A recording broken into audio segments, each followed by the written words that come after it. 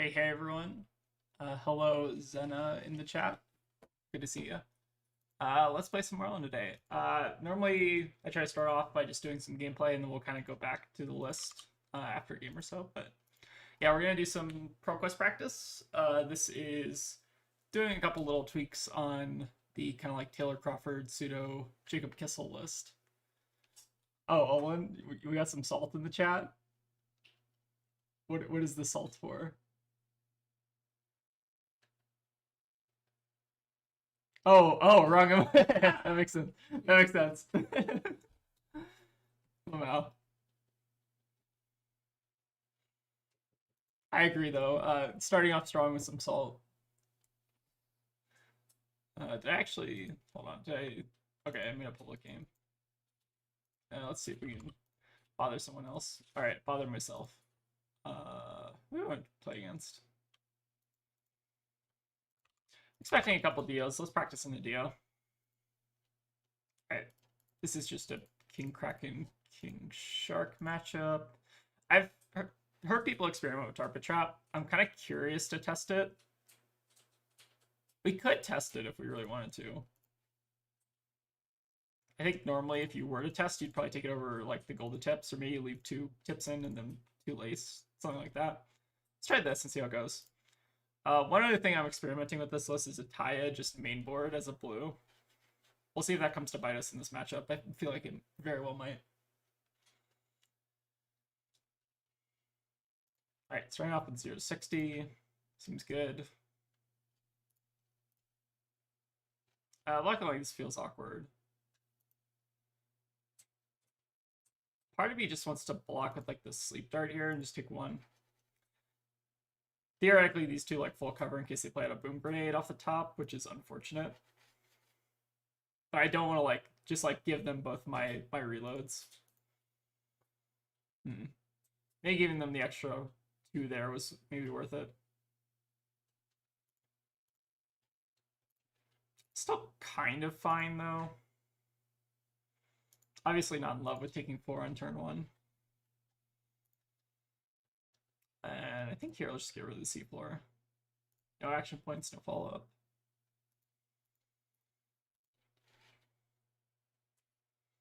Alright, we got the King Kraken. The Tarpet Trap is not really doing us any favors, though. So, problem with this hand is that even if we do go for the trophy shot, I guess we don't really have an option otherwise. We could just crack gold and then fire King Kraken. But I'm not in love with that either. I think this might be a Marlin. We're just going to trophy shot and then use the Codex to reload. Alright, Taya not mattering in this matchup is fine. And then we're still 1 off, so I think we're just going to play the Codex first, just to get a random ponder. We could theoretically threaten the hook. Idea doesn't want to block anyway, so if I lose hook here, I'm not actually even that upset. Like, if they want to give armor to an unoverpowered harpoon, I think I'm like kind of fine with that. Yeah, this feels like more of a race matchup in general. I kind of actually don't mind the hook here, just because like they don't really want to block this anyways. So if I like get them to block this, I think I'm fine with that. We lose hook for the rest of the game, but we're buying tempo off of this, which I think is important.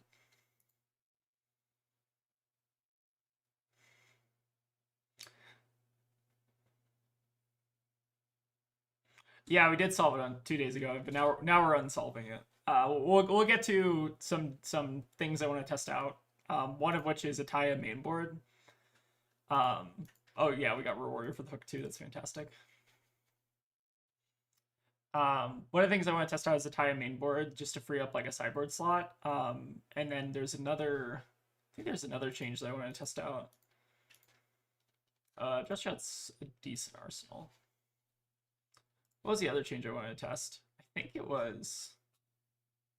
Where did I cut? Oh, I cut a battering bolt for a swell. Basically, we're trying out the swells today and into gravy, basically. Swell is like a decent card in gravy. It just very much depends on like what allies they're actually boarding in. I think we're just saying no blocks on this. They're almost certainly going to hit with the yellow boom grenade. They haven't used Dio yet. Flutter up Hawks. I think this is fine.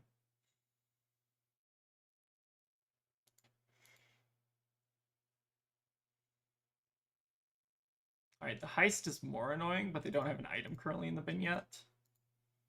It's actually not that annoying. This is just worse throttle at this point. So that's fine.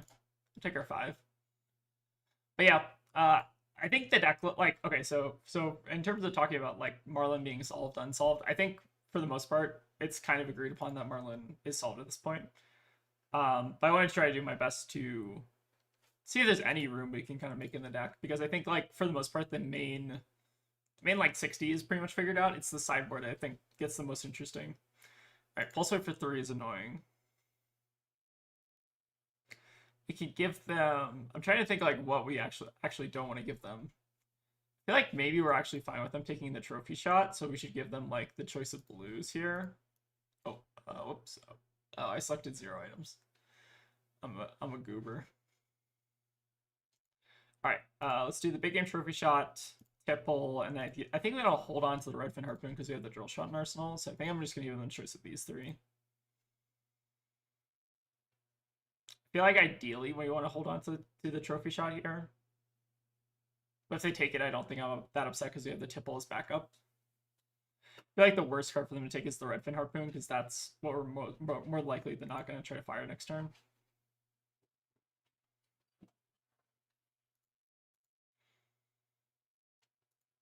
All right, so we still have the gun. That's fine. So 20 to 24 now. They still have a full fridge. So a little bit concerning. Let's start off with a drill shot and see if we can maybe bait an armor block here.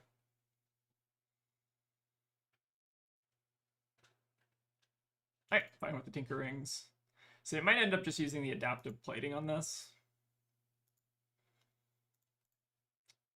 Let's trophy shot. We might actually just be making a big gold fin here. Let's pitch the yellow fin. If we draw like a 3-oak off the top, then I'm just gonna fire that. Okay, so I think we're just discarding a tar pit here, which is fine. Kind of a weak turn, but we haven't found our Codexes or our 3-oak yet. I feel like their Deostar hasn't been like insane though, so maybe this is not actually that bad. Oh, it's kind of interesting here that they actually get to keep the golden cog around for another turn. So it means they don't have to like use their adaptive plating right away. All right, lots of boom grenades though. So it's a little bit concerning. Oh, wait, sorry. I think I might pass reactions there. That was weird. I think we do probably want to block this. I think we just like need to find like a 3-oak this game. We're kind of like disincentivized from attacking in because they have the item set up. So I think I'm going to lean a little bit harder into blocking. Let's get the boom grenade. Our hand does not block very well, notably, but I think denying the expedite on hit is like semi-reasonable. All right, and the 0 to 60 follow-up. It feels bad to just like give up tempo here, but like I kind of want to just so that we like draw towards their power cards. It's like so awkward though. His hands have like not been particularly good. I mean, blocking is like losing though. Yeah, I think we're just taking this. So awkward. If we had like another 30 block here, I'd probably like snap block this. But we'll see. Maybe they had a 0-cost follow-up that they could have played anyways. Alright, Symbiosis is fine. Yeah, not a great start to our Marlining adventures today. So we could just fire off a big Goldfin here, but they have 5-card hand, and that doesn't do anything. So I'd almost rather just like try to dig for a 3-oak here. Like, I think we lose. So we have like 11 here. They take 11. They still keep full fridge and 5 cards. I think we just need to start sacking gold. Try to find some power. It's like a little greedy, but we do have the take game, so we can make a Goldfin Harpoon whenever we want. Alright, so now we're basically even. The question is, what do we want to go 1 card deeper? Let's go 1 card deeper. Alright, Tarpet Trap, not particularly helpful. Alright, so I think now we just have to stop and commit to the Goldfin, unfortunately. Yeah, no 3. How many cards have we drawn out of curiosity? A little bit of unfortunate variance, but that's to be expected. They can block. So this is 10 to 12. They have 3 plus 2 plus 2. Okay, so this is guaranteed to hit. So I think... Alright, so how do we win this game? I think the way we have to win at this point is we need to get like 3 oak in our next hand, plus a tar pit trap, and maybe that does it. Maybe we got like a little bit greedy with like how we blocked the boom grenades earlier in the game. Maybe that was like our big mistake. But I also think this is kind of like a crappy Marlin draw. Alright, they have a 5-card hand. Spooky.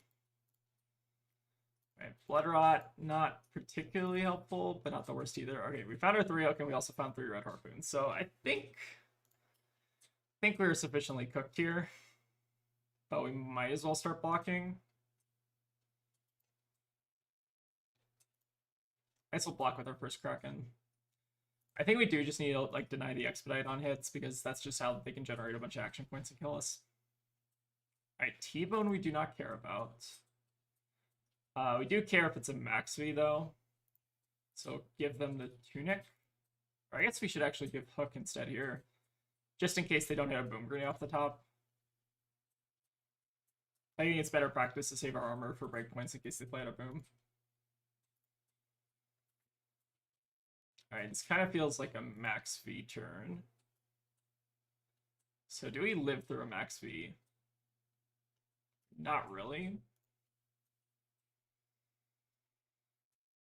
My backup protocol is fine. They don't really even have a target for heist either. If they want to buy that back. Or I guess they don't really, they could have the resources for that if they wanted to. Alright, so there's the max V. I think we just got a YOLO though. Alright, so we have 2 other, alright, wait, we can win this. So, we block with our tunic in here. We have to give another card. We then Codex a Blood Rot, pitch the King Shark to the 3 oak, and then we hope to draw... No, sorry. We 3 oak first, pitching the King Shark, and then we hope to draw another 3 oak off the 3 oak, and then that's how we win. I think. Because we need the Codex to basically like reload us here. Alright, super good hand if we can afford to keep it, and then they send another 2, so we go to 1 here exactly. Alright, I think this is about as good as we could have played it though. Don't particularly think like this was a very good Marlin draw, but let's see. So you start with a 3 oak.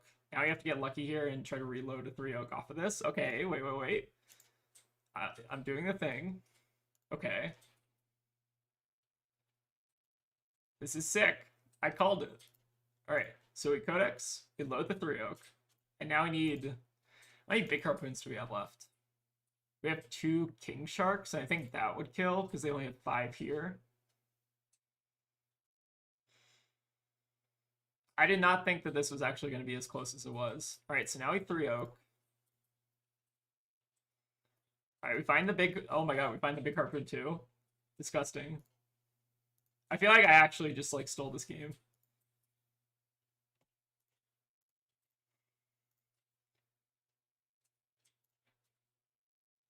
Actually, sorry. Yep. Yeah, that was a pretty sick line. Okay, so I'm not gonna say that I like we didn't do anything skillful there necessarily, right? We just kind of like I basically played towards the out of the only thing that could actually win the game. I think this is the only line that actually would win the game. So that's sick. But yeah, I don't particularly think we necessarily like outplayed our opponent here. We just kind of got lucky. I don't. Can they? They block with card from hand. So we got a 1 here, and then we just need a block next turn. So actually, we still not might be in this, right? Because they get the extra block off the adaptive plating. This is fine. Yeah, like play towards your outs. That's kind of like the main theme. So we take the Fast and Furious. And then So we could either Arsenal the red. So they have a Cerebellum in hand. They have a Blood Rot on the field. The question is, I guess, like, what is the worst thing they can do to us? I don't actually know. But let's ponder first, I guess. I feel like the Redfin is maybe a slightly better arsenal. Alright, so Boom Grenade is fine. Cerebellum. So now they need... Oh, they played that off the top. So that does give them 2 swings here. Or if they want to draw a card, that also works. Interesting. So they might actually have it here. If they draw a zipper hit, yeah. So we have to go to 1 card in hand now. But but then they can't actually... No, this is fine. So they can't actually pay for the Blood Rod anymore. I think we got it, actually. Because we blocked with the catch today. I have video almost killed us, which is hilarious. Yeah, good game. Yeah, I do not think we particularly deserved that game, but we did the one line that I think like actually had an out for us that game. Alright, Death by Blood Rot. Pretty sick. Alright, that was pretty good first one. I honestly did not think we were gonna like that was a very, very bad draw in the first couple turns. Like, what was our stack? I think we pitched a tar pit trap at some point. I think like where was our stack? Like maybe around here, the port side? Or was it was like somewhere between the port side and the tip. So like our 3 oaks were like pretty middle of the deck, which I think is probably bad in this matchup. But yeah, I did not think we were gonna get there. All right, let's go over the deck, I guess. And I guess we also have some important stream info, so let me pull that up. So we have a question. So typically in the Discord, we have a channel. If you're not in the Flesh and Bad Discord, I encourage you to go join it.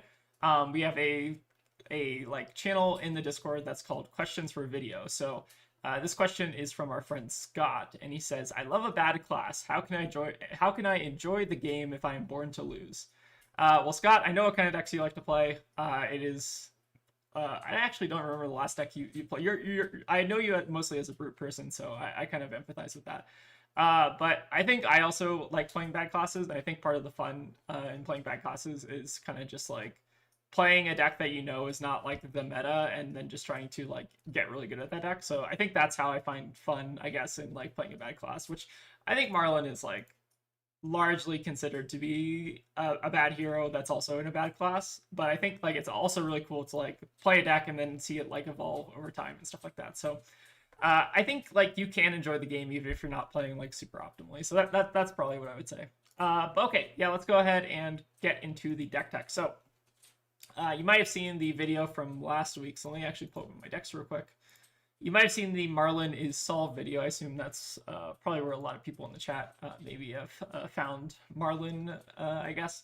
And this list, I think, was basically solved by like Taylor Crawford, Pseudo, Jacob Kissel, a bunch of other people kind of like collaborated on a lot of the inclusions in this list. And I think like if I were to take a list to ProQuest, which I'm going to on Sunday, this is probably the list I'm going to play. What I would want to try today is basically some tweaks to the deck. So I want to try a couple of things, like very minor things that we can maybe try to do to kind of free up some sideboard slots and also potentially just like make the deck a little bit better. So first change here is that I'm basically moving Authority of Ataya to main board. I feel like, so here's the logic with the Ataya main board is like you generally treat this as sideboard, at least you do in like kind of the Unsolved list. In the Unsolved list, basically what I'm trying to do is I'm trying to free up a couple slots for swells. So I'm trying to run this in the main board. I think that you can run this, like this will hurt you in certain matchups, like into Dio sometimes. It'll hurt you into decks that where you like want to block out. It'll probably hurt you. But a lot of decks will just like run all their D-Reacts into Marlin anyways because they know it's like basically free to do so. So I feel like running a Taya in the main board kind of makes a bit of sense just because like I want to try to see like how often this actually like comes back to bite us and how often this like actually helps us. Because getting the extra sideboard slot I think is like somewhat important just because of like how tight the kind of cards are in this list. Other change is basically going down on a Battering Bolt and up on a Swell, and I want to kind of talk about the Swell tech. So I think we maybe didn't touch on this a ton during the like Taylor Crawford pseudo stream, But one other kind of like Gravy sideboard tech, and I think Gravy is probably one of our worst matchups right now, is Saltwater Soul. So basically getting a 1-for-3 Gogan that has the potential to win you the game if you hit something off the top is really, really good. Helps you clear allies like Anka, but notably doesn't really help into stuff like Chum and stuff. So Saltwater Soul is definitely like interesting in clearing some of the more annoying allies like I think Anka is the biggest one. You clear Sawbones, obviously. There are a couple other ones that fall under the 3 breakpoint. I think most of Gravy's allies do kind of fall under this 3 breakpoint. So I want to try out the Swells today, see how they perform. I think there's also like a merit to running this card into matchups where you're like unfavored to begin with.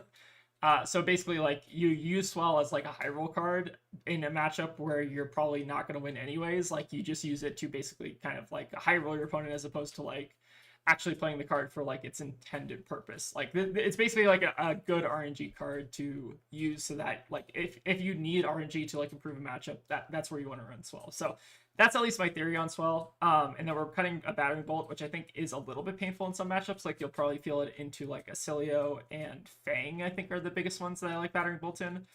Kasai also, you can kind of feel it, but I feel like King Kraken is actually like the best harpoon in that matchup, so it's really only hurting like a couple matchups. I think Pleiades too, also you generally want to run Battering Bolt. But yeah, those are the changes. I think like for the most part, you like can't cut Tarpit Trap at this point. Like I think that there's just too many decks that Tarpit Trap hits. Like we kind of saw in Dio. I guess the Tarpits weren't even that good, but into like Syndra, I think this card is like a real game changer. Like flips the matchup very, very heavily in our favor. So I think that Tarpit Trap's also important. But yeah, that's the list we're going to be playing today. Again, I think if you want to go play like an 80 that's like more solved, to go play the solved list, but we're just going to do some last minute kind of experimentation here. So I'm hoping to actually try to get some Gravy practice for the stream. So let's see if we can see if we can find some Gravies. All right, we found oh, okay. Just like willed that into existence. That's cool. All right, so Gravy matchup. So we board in our Swells. We want the drop the anchor. We want the Tar Pit. Okay. Like most Gravies, they leave immediately. That's fair. Couldn't will it that hard into existence. All right, Pleiades. So Pleiades is a Batter Kraken matchup. Or sorry, Batter Shark matchup. There's that. Okay. So we want the Batterers, and I think we also want Riches in this matchup. I think this looks good otherwise. I think this matchup is a little bit tougher just because all their instants block super well. Okay, interesting starting hand. I have like half a mind to just like pitch this away to Quiver or like fire something. I kind of almost just want to like pass and see what they do. If they play out Nora, maybe we try to commit a little bit harder to doing something. Yeah, what happens if we just pass? Because they might be a little bit more afraid to like play out Nora end of turn if we do this. All right, yellow edge of their seats is interesting. So how do we want to start off here? So I think now we definitely do stuff. So now we big game trophy shot, see what we hit off the top. I think we pitch the Sunken here because we want to probably Arsenal one of these two. All right, let's see how it goes. So now I think I'm going to attack here because they already played out their aura. It means they have less blocking cards in hand, so the gold is more likely to hit here.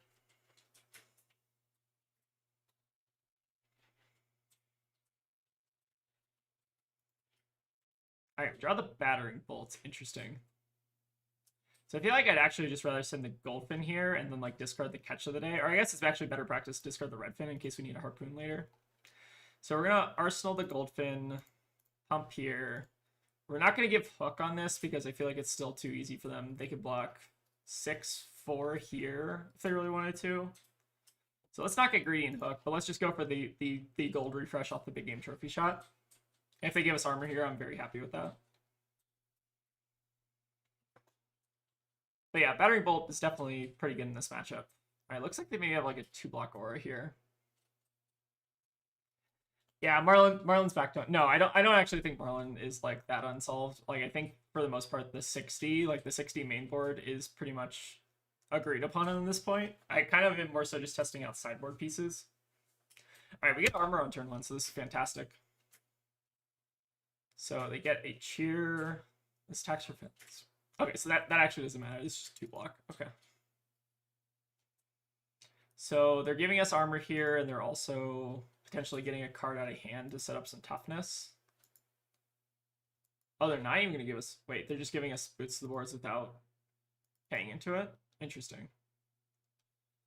I feel like I would have expected them to pitch that card. Maybe that card's too good for them. I think that was a good turn cycle for us. Alright, the Terra Sunder is annoying. But this is fine. We can, like, kind of afford to get time blocked on this hand. Alright, and the Moneymaker. Pretty good. So I think what we're doing here is we're just blocking with the Tipple Loan Shark pass. Yeah, that's a good point. Like, Battering Bolt, the worst part is that it just, like, forces the auras out of hand, but it does mean that sometimes, like, if they're playing, like, the blue auras, it can make it a little bit more awkward for them. I don't actually know, like, I don't know if Rob's still in the chat, but Rob, are Pleiades playing the blue auras as much? I feel like I've actually seen a lot less of those. But yeah, I agree. That's kind of like why I want to trim on Battering Bolt in the first place, is because I think that, like, goading cards out of your opponent's hand is, like, nice and all, but it's kind of, like, not really what Marlin wants to be doing a lot of the time. So yeah, Battering Bolt is, like, kind of a card... Let's talk about Battering Bolt for a bit. I think Battering Bolt is a good card. It's just, like, kind of antithetical a bit. Like, there's not really a better option for it, it feels like. Like, Ranger just doesn't have better cards than Battering Bolt, especially for Marlin. It's very good in some matchups where your opponent, like, can't afford to block with their instance, but, like, in matchups where they're running, like, attack reactions or, like, the 3-block instance, it's a lot more awkward, I'd say. So I don't, like, love it in this matchup, but it does help a little bit in terms of just, like, keeping your opponent off of things. Alright, they're just going to pass here, which I'm A-okay with. So let's actually just go ahead and pay for our Loan Shark now. So I think what we're going to do is we're going to make a Goldfin Harpoon and then just send the Battering Bolt Arsenal to King Shark. So we're going to see if we can just get some auras out of hand. I agree, though, that, like, Battering Bolt is a card that I've kind of historically hated. Just because, like, it feels like it's almost just, like, this very niche card into certain heroes. Yeah, I agree. Pleiades does have a lot of agency. Just being able to block kind of whatever you want and just send Terra Sunders is, like, really, really annoying. But we'll come in for 13 here. It's not terrible. We did get them to just pass last turn, so it really wasn't that bad. Or they just played out an Active Glory. We got some armor out of the way. Like, I think we're kind of not doing too bad. That being said, this is a hero that can kind of just, like, time walk you every turn, so you have to be a bit careful.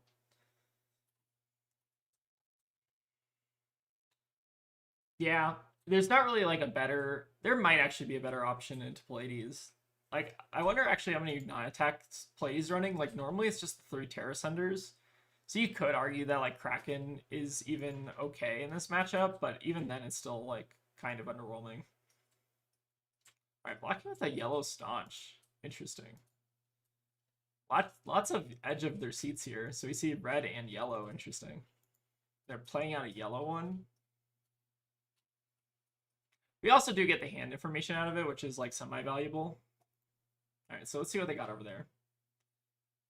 So they chose not to block with the Active Glory.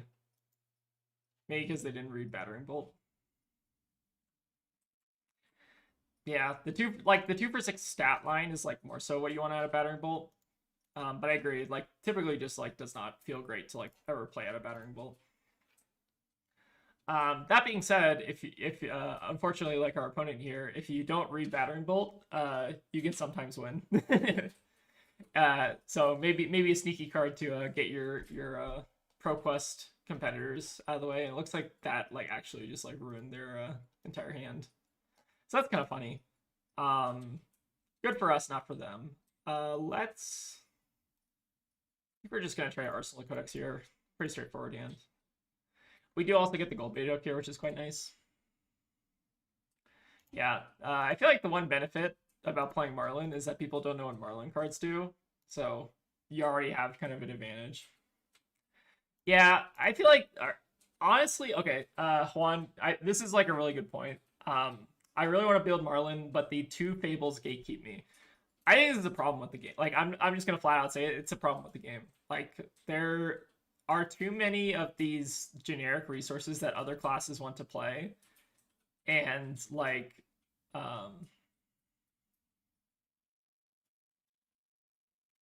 but there are too many fables that like that are too generic that other heroes want to play, which makes it so that they're more expensive for like everyone across the board. I think it's like a major problem. Like if Riches was a pirate card or a Taya was like a guardian card, that would make it a lot better. But I do agree that this deck is like kind of prohibitively expensive. I think I would opt for potential gold off hook with both red harpoons rather than sliding into the battering bolt. We could actually try that if we play into another Pleiades. They just typically don't run very many non-attack actions, but I do agree that the gold value might actually be worth it. Let's go ahead and just give some armor here. We can just double Codex and then get back King Shark. So I say this is going pretty well. There is. Let's actually take a look after this game and like see how many like non-attacks they're running. Kind of curious. But I do agree that like Battering Bolt, like this is not one of those matchups where I feel like Battering Bolt is anything special.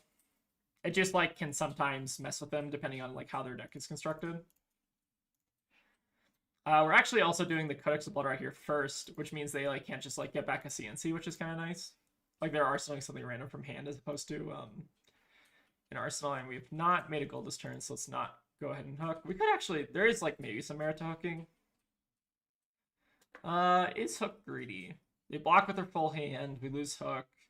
I guess the question is like how many hook activations are we gonna actually realistically get over the course of the game? That I'm not sure on. Like there could actually be merit here to hooking just because like we're maybe getting like 2 to 3 more hook activations total. And like the lower they get, like the less valuable it gets, basically. Alright, just giving us some auras. I feel like they've drawn a lot of like very red heavy hands here. Alright, get the E-Strike, that's also fantastic. Yeah, our opponent's blocks are also interesting, but no judgments, everyone's learning. Alright, so we have a pretty nasty hand here. So I think we're just going to start with the Eye Big Game Trophy Shot. See what there is to see.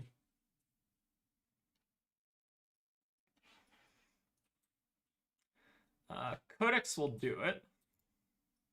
The pitch is a little awkward, but we'll make it work, I think. So we discard... I mean, it doesn't really matter what we discard. We're discarding probably just like the port side here. Can also get a Sleep Dart in case we need it for later. Let's just discard the Sleep Dart then. So we pass here. Then we just cannon, pitch the Goldfin, or discard the Goldfin to Codex. And just hit him with another Harpoon. We did not make a gold this turn, so it's fine. But yeah, I think there might be merit to just running like Shark Kraken in this matchup. I can see that. Battering Bolt is just like not a very good card in general into like most decks. Like I think into like I think the matchups where I've really seen like Battering Bolt like actually shine are Acilio is like the very important one. Fang, I think it also makes a really big difference. And any class where they're just kind of blocking with their attack reactions or like blocking with their instants, it kind of feels bad. I'd say it's like a little bit better into Assassin than Pleiades because you're forcing like attack reacts out of hand, which feels pretty good sometimes. But like if you're just getting Pleiades to kind of like block out every turn, it's not super interesting. So we take CNC here. It's actually, or no, I think it was actually better to take the blue there. Yeah, it's definitely better to take the blue there. That's me not paying attention. Alright, so, oh, we drew a Codex off the top, nasty. I guess it didn't really matter since they had E-Strike and Arsenal.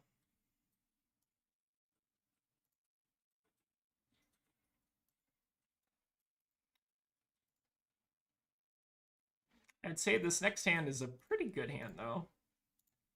How many buffs do we have left in deck? We have 1, 2...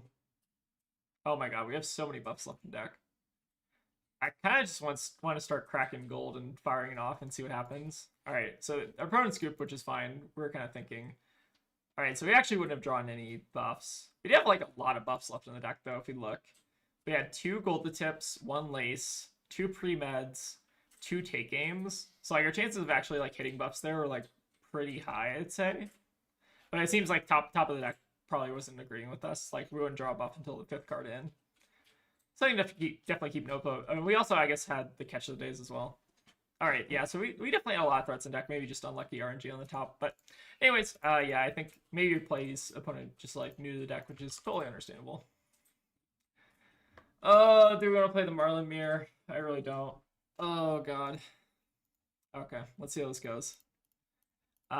Losing the die roll in this matchup was like actually kind of terrible. I kind of almost even want to bring in riches in this matchup. Is that crazy? Drop the anchor is like also not bad. Hold on. Let me do something like, all right, so we actually leave in all the blues. All right, give them a good luck, have fun. Let's do like 2 drop and maybe cut like a gold tip for a drop. Let's try something like this actually. Drop the anchor, I've been told, is like surprisingly good into the Marlin mirror. But this matchup is like actually kind of toxic, depending on just like who wins the die roll. Like if our opponent just like steals our gold turn 1, we like actually just lose on the spot. All right, I got the reload here. I would say this is probably not one of the more fun mirrors in the game. Oh yeah, our opponent's got like the perfect hand, turn 1, 2. Okay, let's quiver. I mean, we'll just take the King Shark here, just so that they can't have it. So you have to drop the anchor in hand. I think we're just full filtering here. But yeah, I would say that losing the die roll in this matchup is like pretty bad. So yeah, game might honestly be over at this point, but it's kind of funny to just like show it off. All right, so I guess I don't think our pitch deck really matters here. I feel like there's. Oh wait, what am I doing? Did I not block with a card? Oh okay. Oh okay, that was like totally on me then. I probably should have blocked with the King Shark there. I was completely just like, I think I was just dooming on the state of the. Wait, they're not. Oh, they didn't hook. Wait, what is happening? Okay, okay, yeah. Let's just hold on. What am I doing anymore? All right, this is all right. So okay, so there are like 3 different things that happen there that I think like are all wrong. So let's load that. I guess they also get a load here, which is kind of annoying. So okay, so first things first, we should have blocked with one of our cards, obviously. So we block with the King Shark there. We save 3 life. That's obviously pretty good. The second thing there is I didn't fully understand why they didn't hook. Maybe in the case that we have like Sunken Treasure or something, but I think you're pretty much supposed to hook there. So I guess we'll hook them back now at this point. And we also get to tap them. So maybe misplays on both sides. But I was thinking about how bad that Redfin was for us if they steal the gold. At least we get to start with gold now, which is really good. So maybe the Marlin mirror is truly a skill-intensive matchup. Who knows?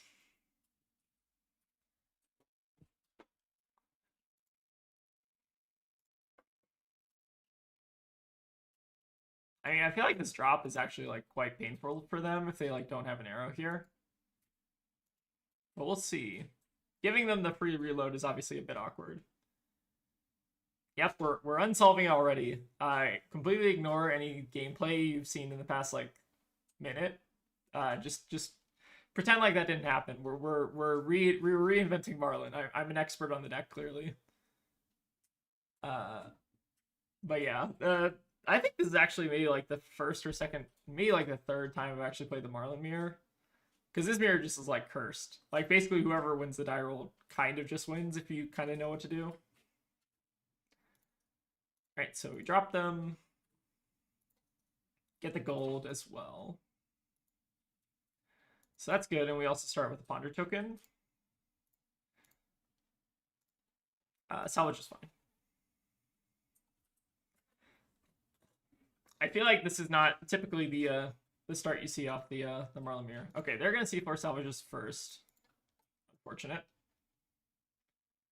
But maybe they're just gonna like pay for the blood rot and pass depending on what they have here. Okay, interesting. Yeah. Not typically, I guess, how the Marlin mirror goes for me. Oh, what the heck happened in Alright, there's just a bunch of like auto passes in the Talishar chat, which is interesting. Alright, so actually sorry, let's not do the C4 salvage first. We need to actually put a yellow in the bin first. So let's Goldfin Harpoon. Actually, I think we do have to salvage this first. Because otherwise we don't have a way to load without cracking gold. Alright, so I guess we're just turning it over something random in their graveyard.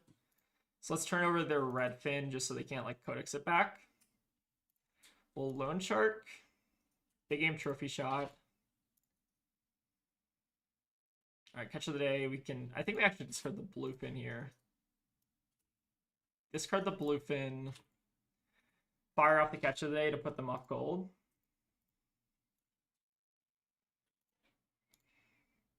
So I think we're winning at least on the gold tempo front. But yeah, that's kind of the joke for the stream, is that we're unsolving Marlin by just moving around like 2 cards and seeing if that works.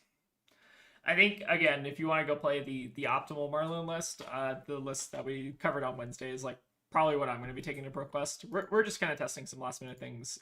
Specifically, the matchups I'm trying to improve are Gravy, Florian, and like Warrior. Those are like the 3, I think, of Marlin's like worst matchups at this point. So I'm mostly just thinking of ways to kind of improve those matchups. All right, so the gold advantage is going good. That being said, if they do have good follow-up here, we could be in trouble. All right, they do have a Loan Shark. So that could be scary. All right, big game trophy shot. Also spooky. Oh, yeah. Seems like they maybe wanted to pitch. Oh, they want to drop first. Okay, that makes sense. Oh, they're also playing the drop. Okay. They know it's sideboard for the Marlin mirror. So they're hitting us with a gold fin that taps us, which is obviously not amazing on our hand.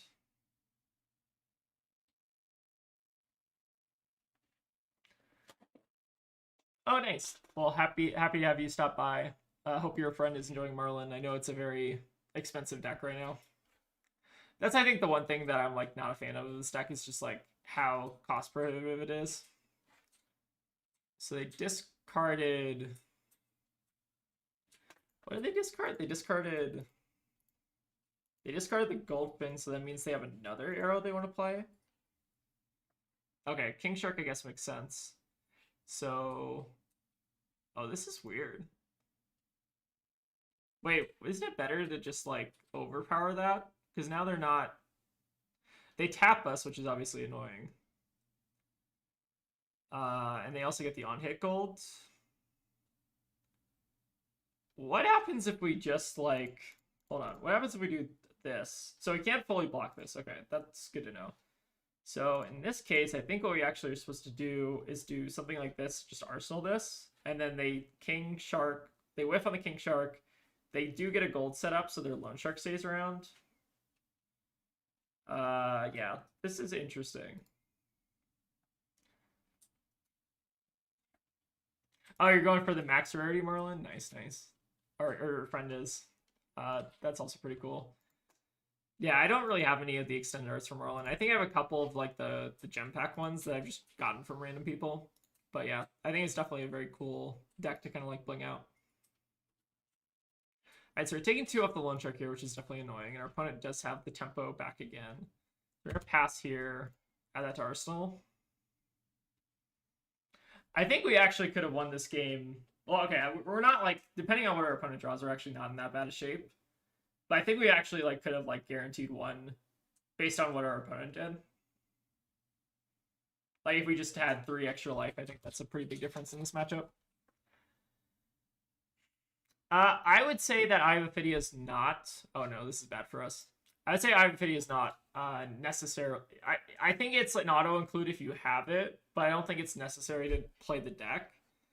I do think that it does drastically increase the power of the turns where you draw Ayophidia, but like on the whole, I think you can actually play the deck without it. Just at the most optimal level, like Eye of Ophidia is obviously really important because it like smooths out your draws is kind of like the big thing. All right, Bluefin we can potentially live with. It's not the end of the world. So yeah, I'd say Eye of Ophidia is like a really good nice to have. And obviously if you own one, play it. But if you don't own one, I think it's fine to play Marlin without it. It's just kind of like you'll probably have like maybe like a 1% or 2% like kind of drop in power or whatever. It's definitely a very powerful card. All right, interesting. Our opponent might have some reds in hand here. Okay, makes sense. So I think we're letting them take whichever blue they want because I don't think it matters very much for us. Like we're not going to block here. So we do actually have they're also not hooking, which is like very interesting. You should basically be hooking like every turn of the game in this matchup, if you can kind of help it.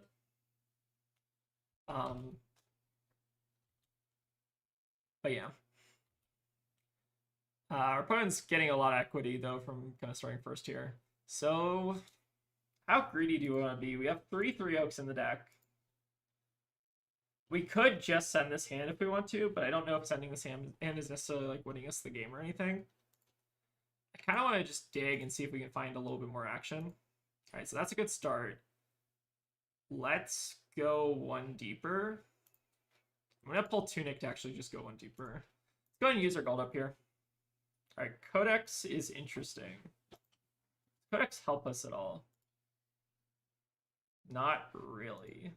I don't think it does. We don't really have a good arrow to put in the yard is the problem. I think we actually just crack one more gold and try to arsenal the Codex at end of turn. Because if we draw a blue here, we're in good shape. If we draw a red or a yellow, we're kind of in the same state. So it's fine, I think. Let's get aggressive here. All right, so we drew perfect. Or not I wouldn't say Codex is perfect, but we did draw well enough to kind of at least send the King Shark here. Let's go ahead and start using our hook.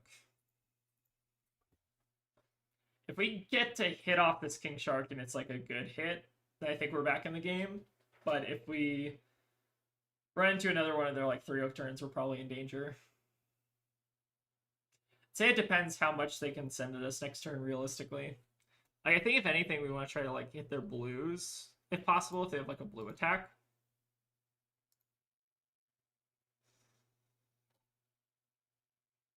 But yeah, I think some misplays on both sides here.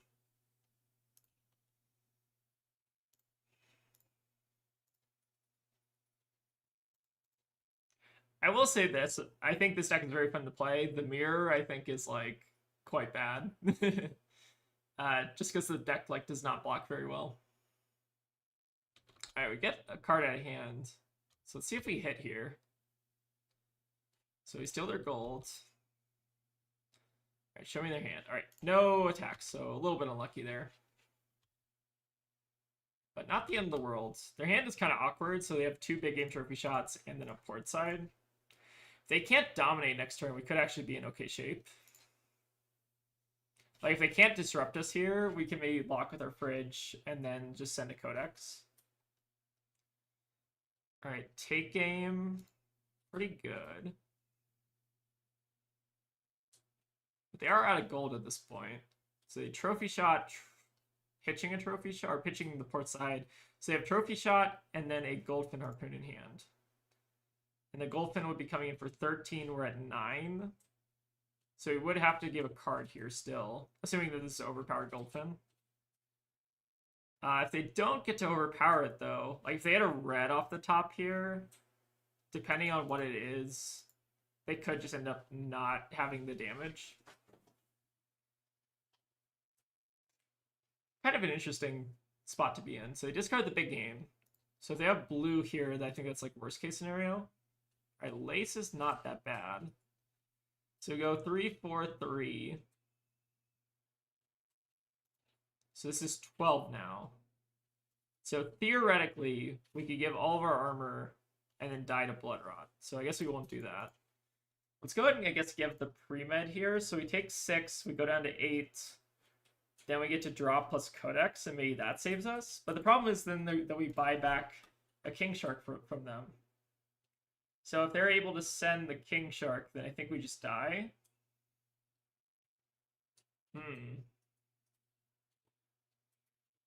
Yeah, I don't actually know if there was like a way out. I think the way out is like being at 3 hour life. That's probably the best kind of strat there. Yeah, the lace is actually like surprisingly annoying because it represents basically almost more damage than just them pumping. Marlin has only been solved. How? Oh yeah. Yeah, a lot of people have been joking. That is the that was the joke for the thumbnail. We're just doing some last minute experimentation though. It's always good to experiment with a deck even when it is solved. So I don't think cracking gold here actually helps us.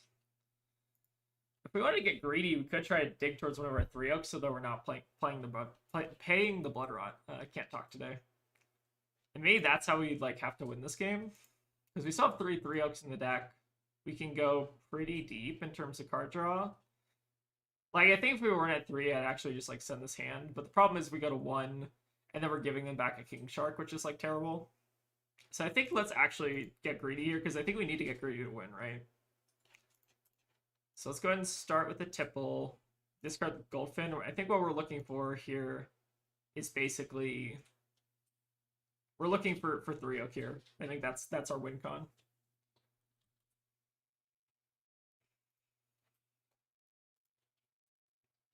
There is a real chance that we're like not able to send a good Codex turn here though by doing this.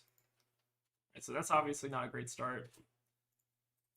Yeah, I think like okay, so yeah, I think we're just like we're getting lucky there. That's fine. So yeah, I think like we basically can just scoop it up here. Let's see how deep they were, because they saw one of their 3 oaks, right? So we give them a King Shark there. We die because they can pump 6 here. Yeah, they can just send 10 overpower and then we can't win. So actually, there might not have just been a way to win there. I think if we just send 13 and tap them, that's not good enough. I guess we take the drill shot out. Oh, they couldn't actually pay for that. So maybe the safe play was to just send it and then go to 1, and then maybe they can't dominate the King Shark, and maybe that was a better route. I think we did have a little bit of unfortunate variance there, though. Where is our stack? Our stack was here. I think we pitched the King Shark at the start of the game. So 3 oaks, bottom of the deck. I think that's fine. I think, yeah, we probably played that very, very wrong. But obviously going first in this matchup like does give you a lot of equity. That's good to know at least. All right, let's see if we can get another. Let's actually see if we can practice the Florian. So in general, we want to go first. I think this is a Tunic matchup. Or, sorry, Trench matchup. And let's grab, so this is the Fatigue pile. Let's grab the Null Rune. I think we can also just leave in the Golden Tip. That's fine. 61 cards, Ataya. We got Riches in there too. Yep. Seems good. Alright, let's try to play a little bit tighter than the last game. So this to me, I guess we don't really know. I feel like I've seen a lot of Arcanite Skullcap, and that's been like cluing me that it might be like a more fatigue-oriented Florian. I kind of want to just like port side now. Let's just see if we can like dig a little bit. If we can like overpower like a Bluefin, I'm kind of like fine with that. Alright, if we can't overpower, I think I'm not going to force it. So let's go ahead and just send nothing here. We could even just like filter these two, and then Arsenal the Golden Tab. I want to deny to decompose as much as possible. Alright, they don't have anything to discard, so that's good. Yeah, the new Fable is pretty rough for Riptide players. I've heard that. Alright, pitching an Arcane Seeds and Autumn's Touch here. So I think what I'm most scared about is CNC here. Although they wouldn't have to overpitch there if they did have CNC. Alright, just a Rune Ranger, we can live with that. That's fine. So as long as they're not getting Earth cards in the yard, I kind of don't mind. They could actually still follow up with CNC here if they wanted to. which would probably buy armor blocks from us given our hand. All right, but this is okay. So question here is whether or not we want to get greedy and pitch the 3-oak. So we can either try to hold on to the 3-oak and then get rid of the red fin. We are sitting on some gold, so we do have some ways to buy ourselves out of that. Or we could just hold on to the red fin in case we need it. I think I'm going to hold on to the red fin and not get greedy and just put the 3-oak in the stack. This matchup can go to stack sometimes, depending on like how the draws go. Let's go ahead and 3-oak, pitching the 3-oak and not get greedy there, I think makes sense. Alright, so kind of glad we didn't get greedy. So I think now we're just sending it with the red fin, and then just arsenaling drill shot for next turn. I think is probably the highest priority. All right, then we also get look-see with eye. Pre-med is good arsenal, or I guess these are kind of both good for next turn. I guess sleep dart's like less desirable. Let's keep the pre-med in case, because we can always pre-med like on the drill shot, and that's kind of annoying. I think I'll just send it with the red fin here though. Yeah, Riptide I think is still pretty good. Like, what are Riptide's like best matchups right now? Like the problem I think that's keeping like Riptide down is like Earth and Gravy.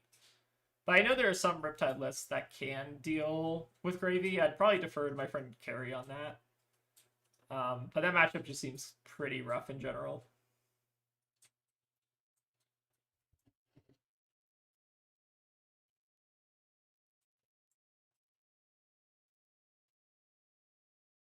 All right.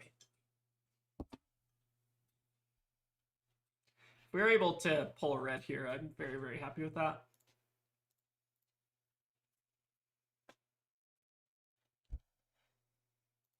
All right, Flourish block is fine with me. All right, there's the root bound. That's fine. I feel like Ataya is one of those cards that just does a lot of work because Earth T-React piles are just really, really good right now. Oh yeah, the trusty measuring cup is back. Yeah, like Riptide's a real deck. Like you can definitely beat Gravies with like an aggro Tide, I think. Especially like Gravies at Armory, you can like definitely kind of bully them a bit. All right, so let's have. I guess we probably just want to discard. We may actually should have thought about the Loan Shark Pang if we don't connect there. This is actually put the Loan Shark on the bottom. So actually, we probably wanted to discard the Sleep Dart there, but I guess now we can just discard the Drill Shot. I think that's probably better to hold on to the pre-med. Then let's keep 3-oak on top, high, Seafloor Salvage. Okay. It's actually going fine. The only problem right now is we don't have a big arrow yet. Oh yeah, I'm glad you liked the Taylor Crawford pseudo video. Yeah, we spent some time like trying to think about like what the best way to kind of like format that video and everything. So I'm glad that was helpful. Yeah, like I think that is something that I think a lot of guides like don't do very well is just like walking new players through the play line so that like you understand like what you're trying to do with the deck. Because like a lot of people will just like give a deck tech right, and then they won't explain like how you actually like do kind of like the common things you want to do. So I hope that helped a little bit. Okay, so this is awkward. What I immediately want to do with this hand is like kind of just not Codex. Because we don't have a big harpoon yet. And that's kind of like, I don't know, the Codex is like kind of low value. Let's start with the big game trophy shot and just like see what we hit off the top. It's very likely here that I actually just kind of want to send the Goldfin more than anything. Okay, but now actually the gold to tip actually makes the math work out really nicely here. I think actually we should have played the pre-med before we did that, right? Because otherwise we wouldn't get the free load. So I think I actually should have done that first. Clear the arsenal in case we want to load there. It's a minor mistake, but I think this kind of still works out for us.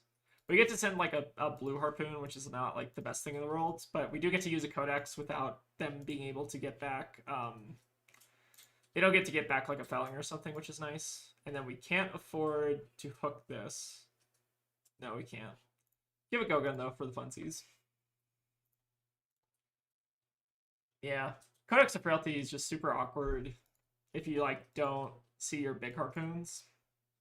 I feel like I've run into that like a lot between like now and the past day, and I don't know if that's just a skill issue or if that's just like me drawing bad. But like I feel like I just like have not seen my big harpoons a lot of games, and then I just like draw the codexes, and I'm like, oh, I guess I have to like pitch this or whatever.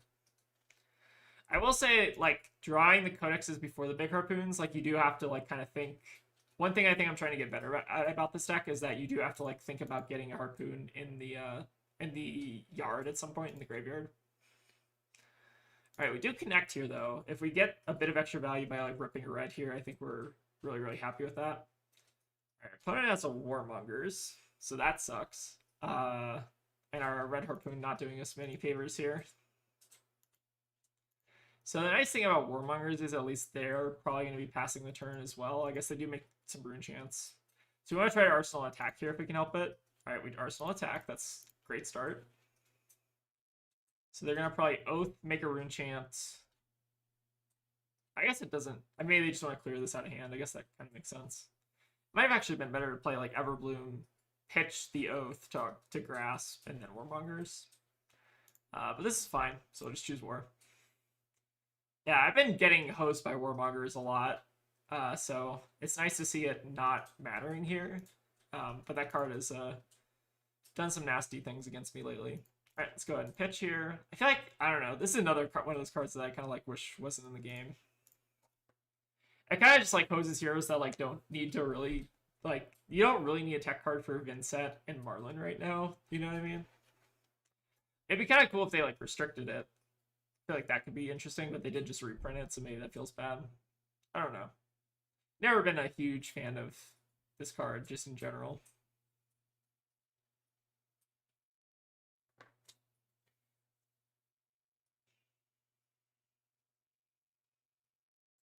Yeah, but thank you all for stopping by. Let me know how y'all are doing.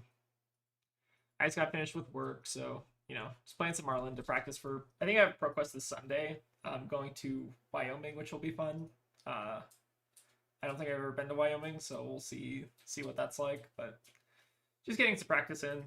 Playing a suboptimal version of Marlin. I want to see if I can get some gravy games today, but like gravy players. So there are two kind of gravy players on Talishar. There are the good gravies who won't play into you because you're playing Marlin, and then there are the bad gravy players who are playing like the Armory deck. So maybe two different populations on Talishar. Yep, I'll try to be safe in Wyoming. I'm going with a friend, so it'll be fun. Yeah, I think it's like a 2-hour drive, so I'm not super excited to like wake up super early in the morning, but do what you gotta do to get some Marlin points, right?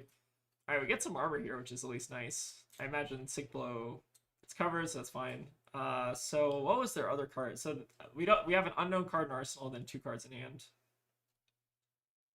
Because I don't think they Arsenal last turn. They just like pitched to Oath and then Warmongers.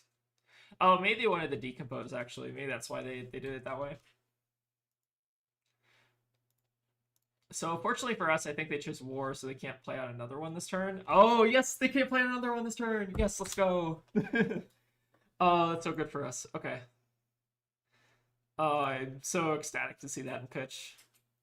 Oh, thank you, Warmongers. Okay, so we do actually have an option here of whether or not we want to block with a blue. It kind of depends how greedy we want to be. I think the safe line is to not... I think we're not blocking here. It sucks because like we could get a gold, but I think like we actually need the resources, and we can also keep a card for pitching later, which is I think important. Like we can keep a card to Arsenal, like the Sea Lace. I think Drill Shot is like a premium Arsenal target in this matchup.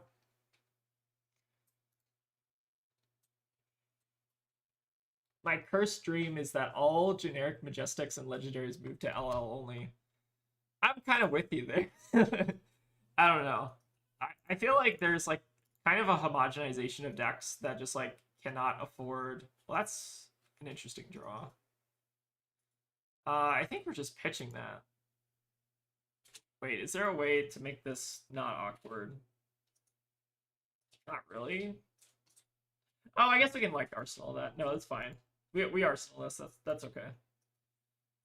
The only awkward thing, so is that if they have the third Warmongers, then I guess we get owned. But otherwise, I think this is fine, especially since they don't have a felling yet.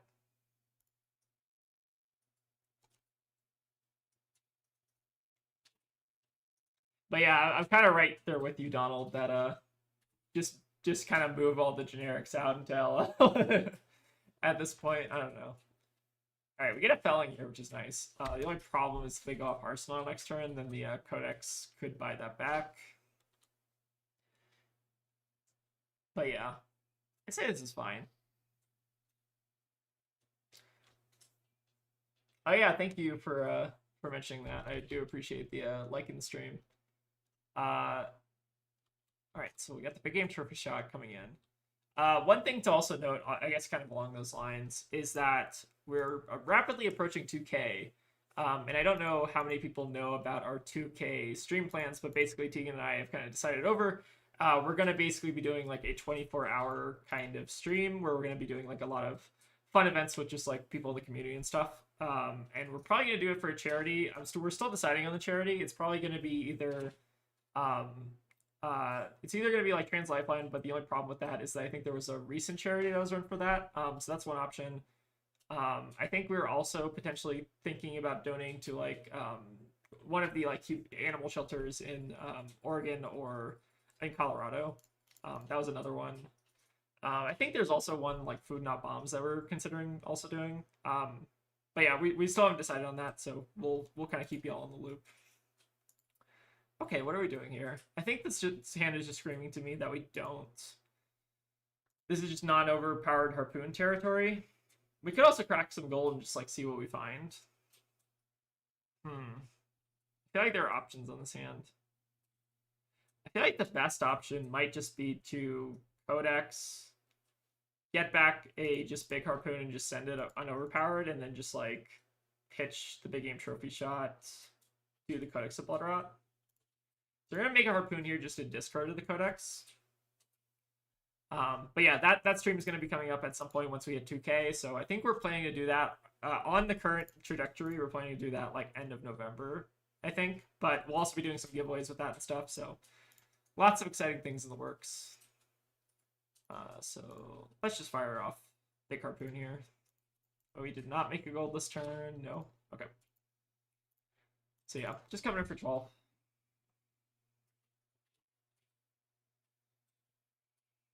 Yeah, but thank you all for stopping by. Oh. I think one thing we were talking about, I think like Lupine, Rob, and I were talking about just like streaming and stuff in general. And the one thing that I think I like appreciate about streaming is like you see we're at like 50 viewers right now, which like I think our videos get like on average like 1,200 views or something like that, like just for like an average video. But like I think with streaming, it's like hard to keep that in perspective, right? Because like you all like 50 people will have like showed up to kind of just like come hang out with me, which is really cool. Like I think that's way cooler than like 1,000 views or whatever. So I just wanted to thank you all and appreciate you all for stopping by. Like I think it's like hard to keep that in perspective though when you're like streaming, right? Because it's like, oh, 50 people, whatever, but like 50 people are like watching, which is kind of fun. So I appreciate it. And that note, let's Arsenal to take game here. Pretty good hands. Again, no big harpoon. I think we're missing our Krakens at this point. All right, we could be getting hit with some disruption here. Oh, no disruption, just damage. Okay. If they have another, wait, did they show me? They show me to Germinate. Okay. So Germinate is just getting pitched to Grasp. We'll take the damage there. Wait, they're not getting go. Wait, where are they not getting go again? You played or created one more auras. Oh, right, because they had the rune chant to start with. Yeah, like I agree with that. Like if even one person is watching, I think that's super worthwhile. It's just like hard to keep that in perspective. It's like because I think Lupine started streaming recently. He's like, oh, what am I doing wrong? And it's like, no, like that's actually really good to just have a bunch of people just like come to your stream, right? Like I don't know, it's a fun time, right? Like I think that like people like you can get like too caught up in the numbers kind of as opposed to just like who is coming to hang out with you, and I think that's a lot cooler, I guess. All right, so we got 2 blood rots coming in. So I think they paid for one, took the other. So that's good for us. Let's take aim. I think we're gonna go. We haven't seen a ton of arsenal disruption from them, have we? We've seen no plow or no CNC, so I feel like we're overdue. So in that case, we should probably go off an arsenal this turn. And I think we also have a couple ways to reload as well. So we have like two 3-oaks, or no, sorry, we have one 3-oak we pitched, and then one 3-oak live, and then a codex live, I think, or we might have pitched another codex. I actually can't remember, but this I think it's still worthwhile to probably go off an arsenal here. So coming in for 14, a little below average, but if we hit with it, it's obviously quite nice. Just getting some practice in. I think it is good practice to just like play on Talishar. Even like I actually had Tegan give me some paper reps with the deck because I feel like I have a lot less paper practice. I think you kind of need both.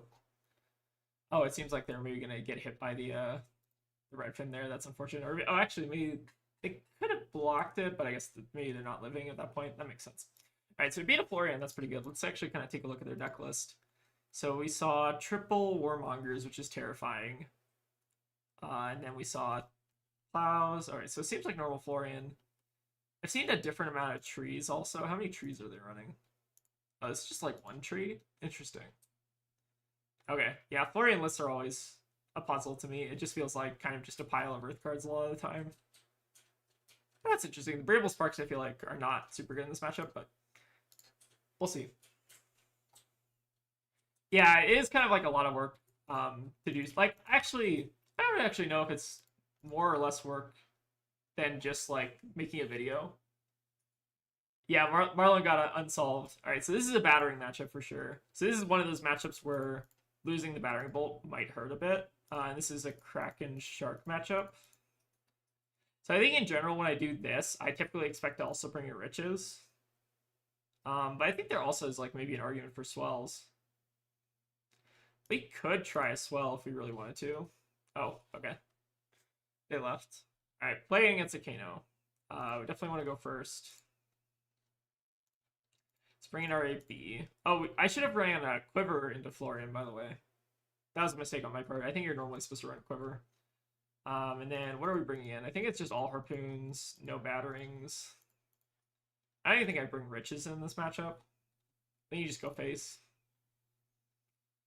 I will definitely take this.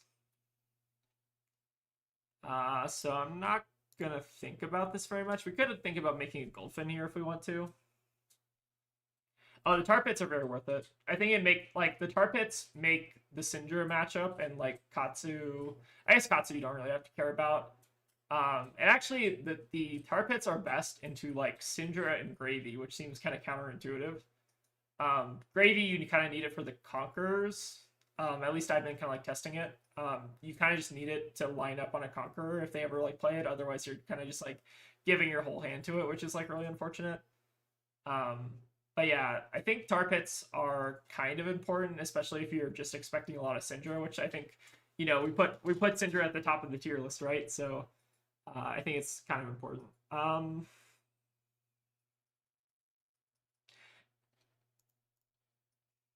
Yeah, I think Riches is definitely interesting to main deck.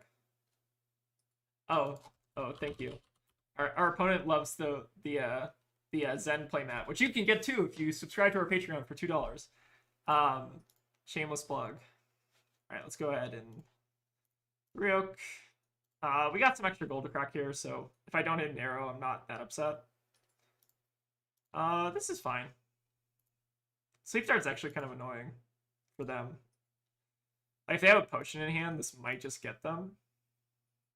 If they send some damage in a turn here, I'm like kind of okay with that. It's a little risky, I guess, to Hammerhead there. But I think turning them off for a turn is like kind of worth it. It also means that if they want to like block this, they can't just like pitch a bunch. I don't know, I kind of don't mind this. All right, so take one. So this means that they probably have potion in hand. Okay, I'm fine with this. This is actually really good, I think.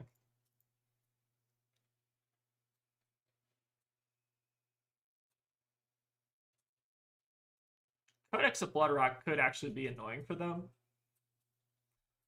Alright, Deja Vu makes sense, given that I think they were kind of telegraphing that a potion there. Alright, Blazing Aether Pitch also. It's not often a card you see pitched. Alright, opponents.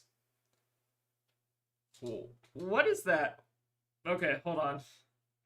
Keegan. What? Alright. Are you ever pitching a Blazing Aether and then playing a Kindle for no value? No. Alright, if you couldn't hear people, Tegan said no to that. So. No, I don't know what they're doing. Yeah, I don't know. That was a little suspect. That seems. So Codex Splitterrod unfortunately here is not doing anything. We could just like die though, anyways. That is not the move. Yeah, I guess the question here is like how much do we want to like invest in like getting blown up by Kano? I think let's actually just like use the Lone Shark to crack a gold here. Could also just like sit on a pile of gold. Not opposed to that. Let's go ahead and just pitch the gold to tip here and see if we can hit blue. Trophy shot is kind of a blue if you don't think about it. I want to make sure I'm just like holding back in case they end up trying to send something. So I want to like hold on to the Blood Rod ideally. Alright, so let's just do an undominated or unoverpowered harpoon here. We could also give the gold baited hook. This is coming in for 13 base, which means that they would have to give us old knocker if they wanted to fully block this. So yeah, I think we are hooking this. I don't think they can block. Unless they have like something weird where they block for... No, even like Kindle doesn't do anything, right? They have to draw into like a D-React off a Kindle or something. Okay, fine with this. So we get the on-hit ponder, and then we also get the damage in. I think that's fine.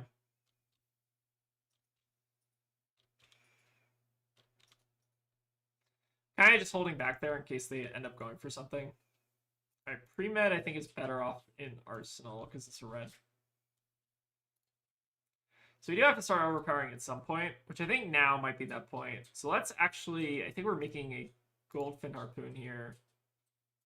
And we're going to start sending Goldfins at them. I feel like that's typically what I end up doing in this matchup, is like playing a bit conservatively, trying to send as many Goldfins as I can, because the Goldfins are like, you can kind of manipulate your pitch a little bit easier. I'm not tapping out here just in case they try to pop off, so at least we have 2 floating. I think that's important.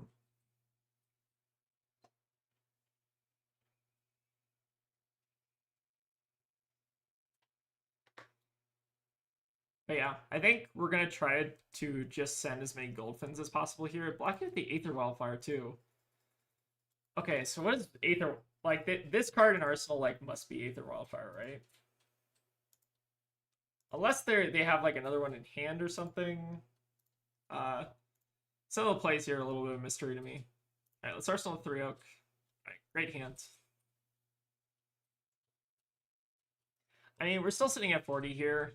Like, we could just die, obviously. You can always die to Kano. But I think given our position, we're actually not in that bad a shape.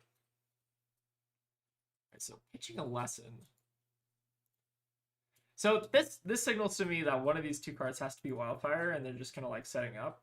Oh, they're going to pay into it too. They pay with a Prognosticate. So this card in Arsenal, I think, is Wildfire, if I'm not wrong. So the question here is whether or not we want to do anything fancy. I think I'm not even going to crack gold here.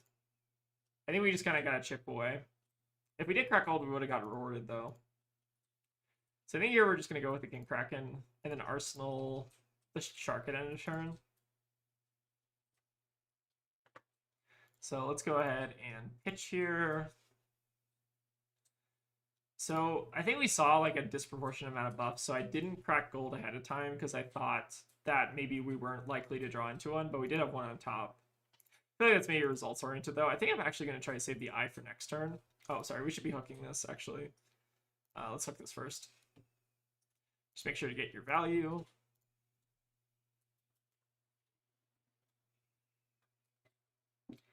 So our opponent's definitely still primed to kill us. But they're also kind of just like not doing anything. Alright, floodgates is fine. I don't think they're going for it here, otherwise they wouldn't have blocked. Kind of curious what exactly they're trying to do here. Alright, so they have the floodgates there, that's fine. So go ahead and just pay 2 with the 2 resources we have floating. Take 2, go to 38. They don't get a turn next turn. We're still sitting on a pile of gold. Not doing too bad. The one nice thing about this matchup, like this matchup's not good for us, I don't think. But the one nice thing is you do just kind of get infinite gold. So let's go ahead and start by cracking eye. I think we just want to get a couple more blues just in case we need to overpitch. So use our resources up here. I think big game trophy shot's actually really good here, right? So we draw the trophy shot, potentially even discarding the king shark. Because we want to just be sending gold fins, I think, from here on out. So we draw that. Hopefully there's a blue on top. I'd say we've drawn... We had a lot of blues last hand, but I feel like on average we're probably not super red heavy at this point. Let's go ahead and pitch here. Get rid of the gold fin. Alright, so there's a blue. That's great.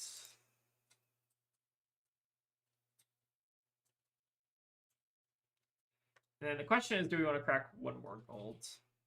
I think I'm fine cracking a singular, maybe even 1 or 2 more gold. We are getting some gold back. Alright, so that's just a whiff. So that's fine. Kind of don't even want to overpower this. Just like make them deal with it. Like they are going to have to basically just kind of take it. I guess let's even pitch the king shark since we have the ability to get Kraken back. Oh, actually the problem with Codex is that it's actually really awkward. So maybe we're actually pitching the Codex. Because Codex means we have to like tap out of resources in hand unless we're like discarding Goldfin Harpoon. So I think I actually like getting rid of the Codex more. Because it's more awkward. I think this matchup is like kind of interesting. You do have to just like play very safe and try to get your chip in when you can. I think 3 oak is also really important in this matchup. We saw 2 of which is really good. The bops I think are really important.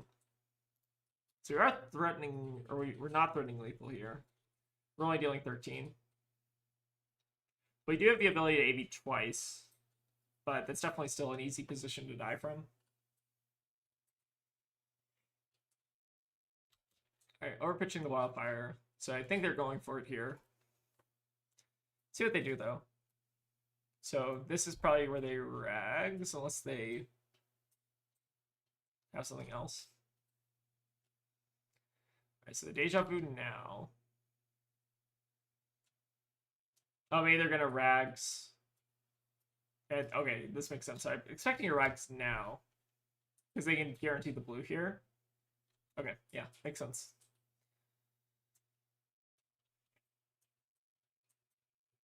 So we do have the wildfire. I guess the question is like how high can the wildfire go?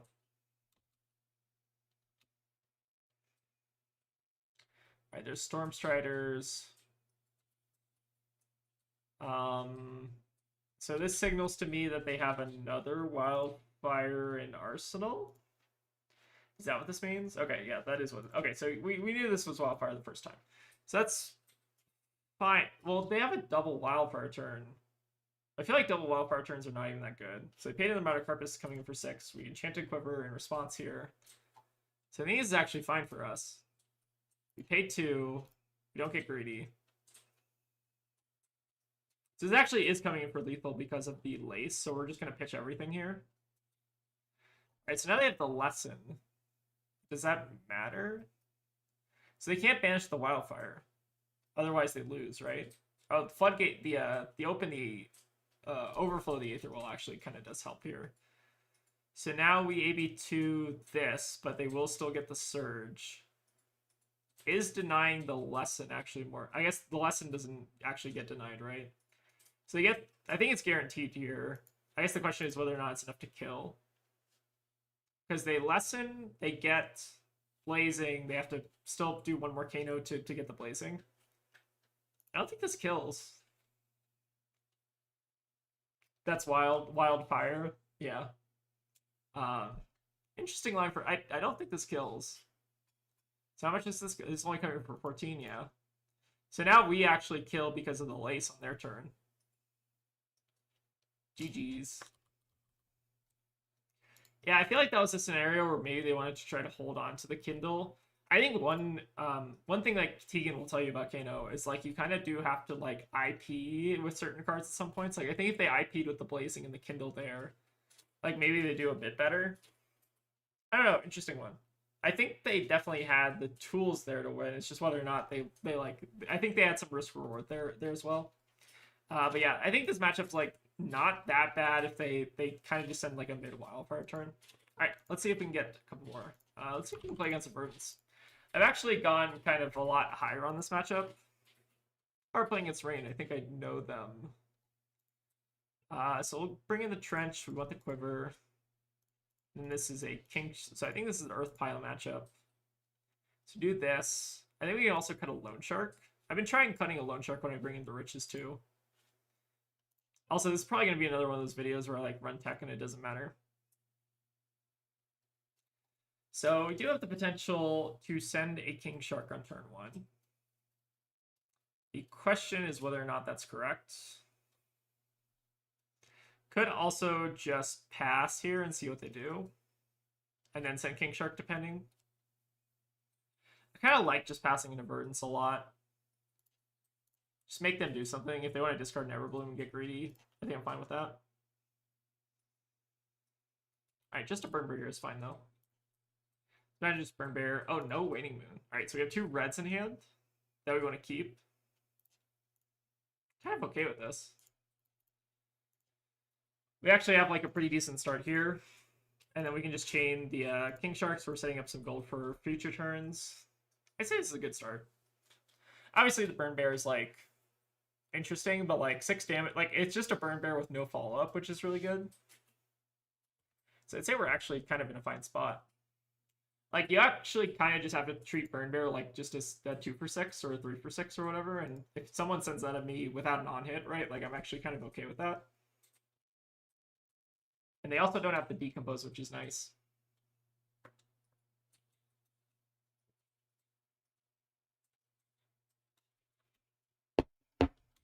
All right, so maybe looking like double D-React here.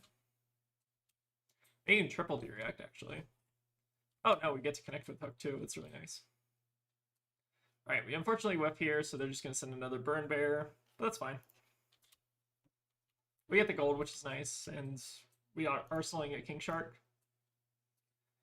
This hand leaves a bit to be desired. That's fine.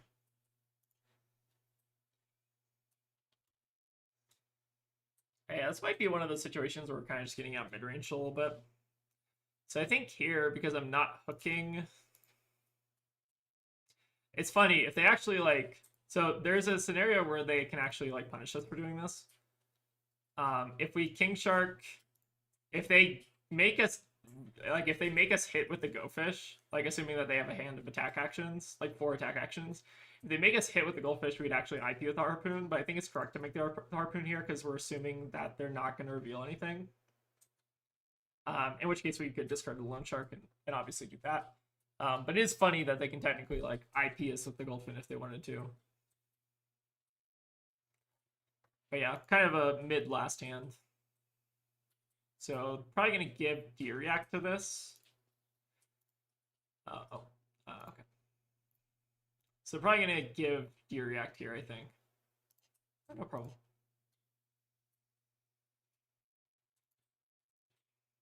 Right, so there's the D-React. So they are going to cover the full 12, so we are getting rewarded for this. Yep, so let's go ahead and just discard the Goldfin here. They do still have Decompose if they want it. So let's discard the Goldfin, Arsenal the Kraken. Alright, Tilling is not that bad. We are kind of getting outnumbered here a bit. But our next hand's looking pretty good. What do we want to do? Part of me does want to almost like block with the Codex, but I think that's wrong. I think we're just like not blocking here, right? We can tipple pitch the Codex, but I also don't like that. I think we're just sending Kraken for 13 and hoping that resolves. They don't have a felling yet. Let's just...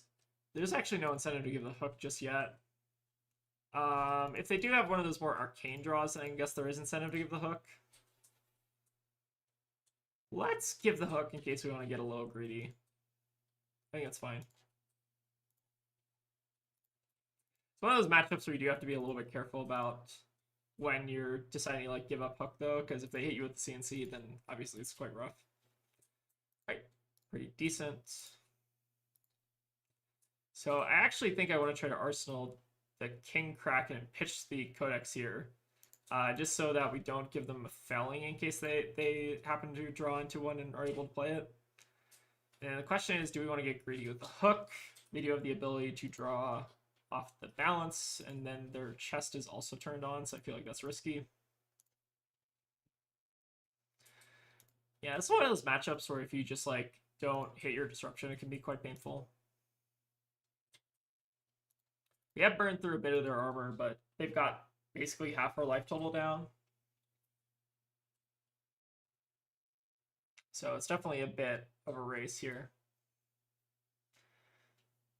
I will say the one thing about this matchup is like you kind of have to play towards your 3 oaks a bit. At least that's kind of what I found. It's like trying to draw towards your kind of power cards.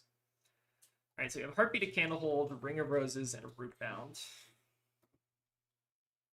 So I don't think it really matters what we take here between the Rootbound and the Ring. Because I imagine they're just going to E-strike us. Let's go ahead and take... Doesn't matter. I guess let's take the Ring. Just in case. I don't know. Seeing if it mattered for Decompose, but I don't think it matters there either. Then let's arsenal the Kraken. We have the Eye for next turn, which is also quite good. Alright, so E-strike buff. I think this is now the opportunity to just give up the Sea Lace because we want to make sure that we're staying relatively healthy. I think we're just Catch of a Day, Eye of Ophidia, Kraken. We could also get a little bit greedy and start popping some gold here, depending. There are some options on this hand. Alright, what do we want to do? So...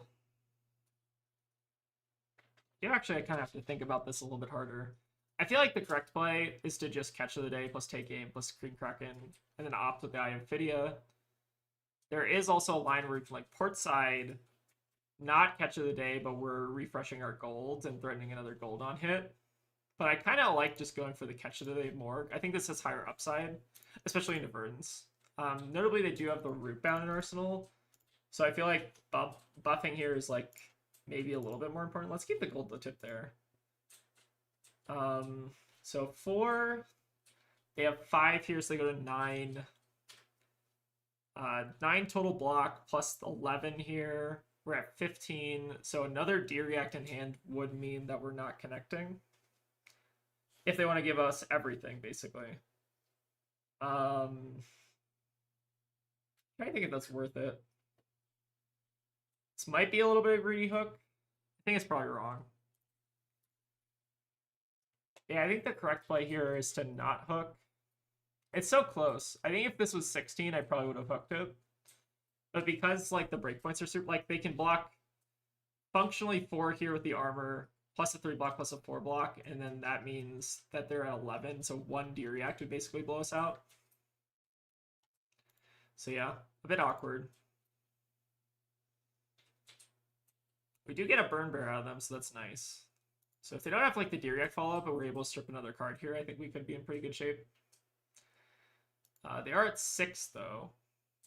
Oh, they're going to Storm Striders. Okay. I'm kind of okay with this. Oh, interesting. We're not going for the... Oh, I guess the discard mode is only arcane damage, right? So yeah, I guess we have Storm Striders out of the way, so I'm kind of okay with this. But the Waning Moon obviously is quite painful as well. Wonder if there's a better line we could have done there. So you're drawing into a golden tip and 3 unknown cards. I feel like this isn't the worst thing in the world, but it's not. It doesn't feel great. All right, so we arsenal the King Kraken, And then I guess the question is whether or not we want to port side.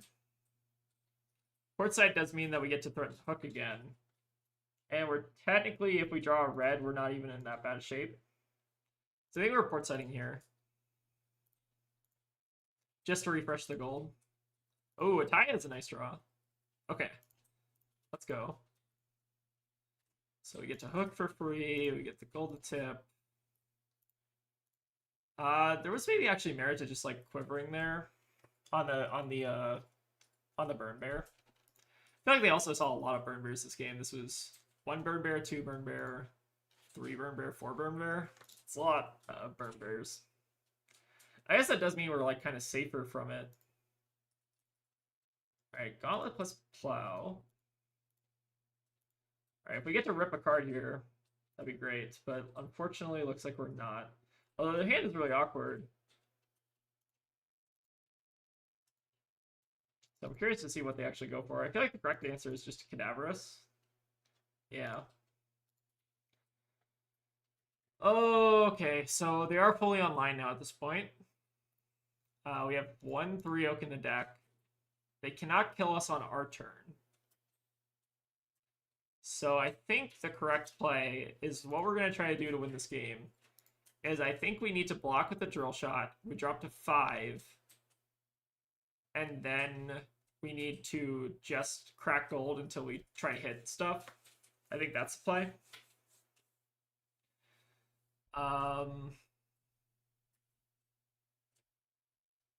Interesting. There is also a line where we make a goldfin, trench the goldfin away. Oh no, it has to be face down. Okay, so that's actually not a real thing. There's also the line where we just like pass and try to draw towards the 3 oak. It's kind of an interesting spot to be in. Let's go ahead and give.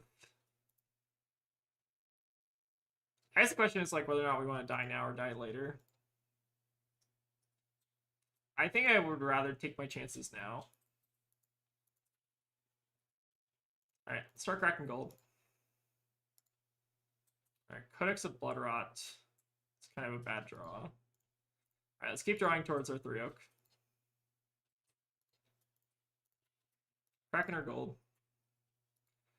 Alright, I think we stop here at this point.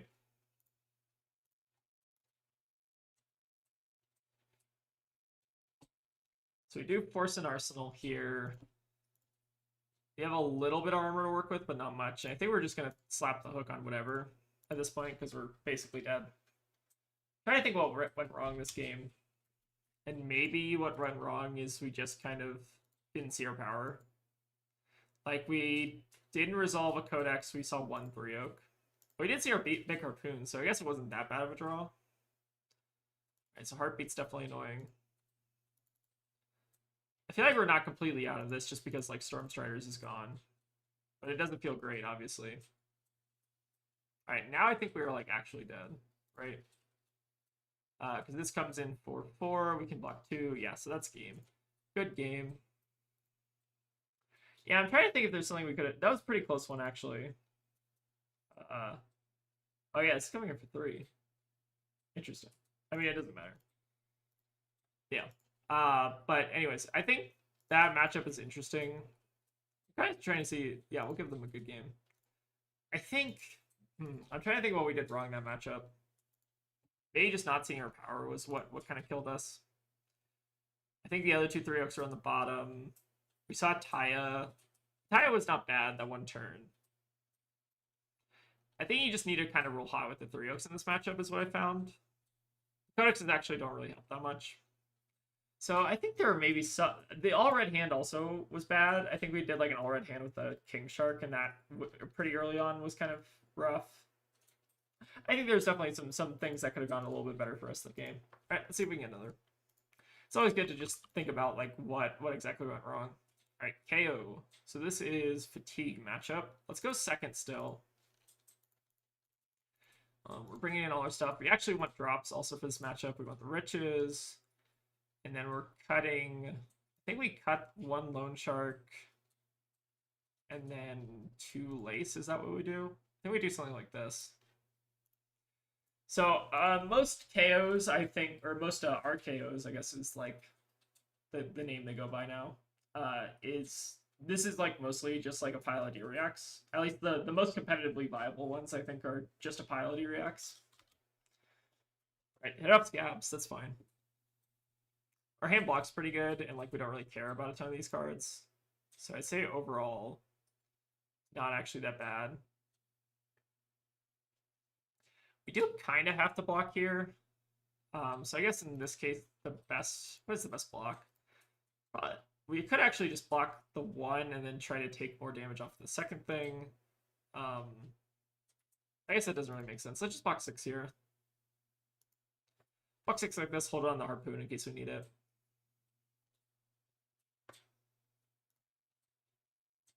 So saving the Nimblism, they have other cards in hand, but they only have one other action point. So they claw now. They could outside interference us, which would be kind of annoying.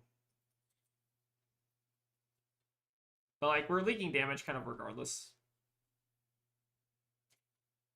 I don't know if there was a correct block here. Like maybe there's a 3 block on the Nimby, and that's what we could have done a little differently. Depends what they get here, I guess. So they get the Mocking Blow, and then they get to pump that. So maybe the correct play was actually just block 3 on the Nimby. Okay, so they get the Mocking Blow, they pump the Overcrowded now. So I guess, so we're taking like 1 extra damage because we did it this way. Because I'm assuming they panic KO here. So maybe the correct block was to just block 3 on the Nimby, and that would have saved us 1 more point of life. I guess that makes sense. But yeah, super awkward regardless. So we have a decent number of arrows in our deck, so I think I'm gonna get a little greedy with the 3 Oaks. Taylor Crawford, look away, because I think we're gonna try to hold on to the other 3 Oak. The greed is getting to the better of me. Maybe we shouldn't. Maybe we're just supposed to 3 Oak, pitching 3 Oak. Feels bad. Yeah, we would have gotten punished if we did it. Maybe that Taylor Crawford guy's right. Who knows? These draws are going to be awkward, though. Part of me doesn't even want to pump into this. I just kind of want to send the Sleep Dart for 6. But we probably should just pump. Going off an Arsenal is just, like, painful, though. I guess we might not even go off an Arsenal if they let the pre-med hit. This pitch stack is, like, kind of atrocious, though. So we 3 Oak. So I think we want to put the 3 Oak actually on the bottom next to all of these. Super awkward.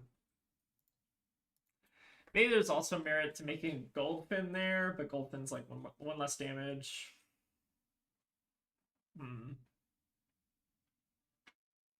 Definitely some decision points where you could have known a little bit better.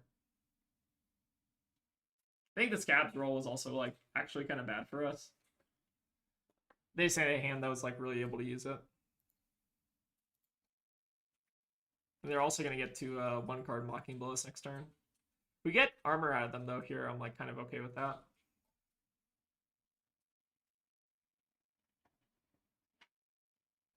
Alright, getting the armor. Seems like their hand might have been a little bit rougher with just heavy blues. So they Mocking Blow, they have 1 card in hand, they give us the armor. So we have to actually stack this right. Let's stack the big game Trophy Shot, Codex, 3 Oak, and then we'll draw into the Loan Shark off the 3 Oak. So there's the blow. Oh, this is fine though, because we can actually just like block with the King Shark here. So not too bad. Yeah, we'll save a little bit of life. And he also just gets the King Shark in the yard, which I think is valuable. Also means we're not like cracking gold or anything. I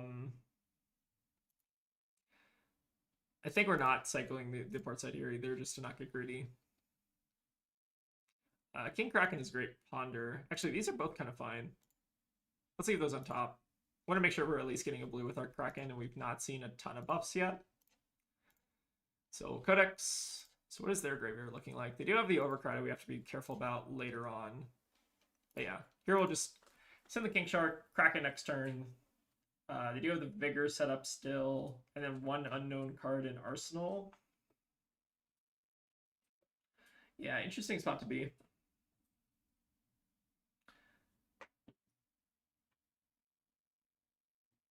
It's always interesting, like, where you're missing, like, a point of value. I think the nimble is in there. We missed a point.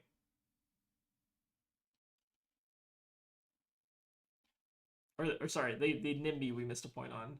Nimblism is the card it gets, right? Right, Fiddler's Green, Big Bully. Yep. So the KO... They're KOing to get a card out of hand. Okay. I guess I can't complain about this. They are going to gain a bit of life on the backswing.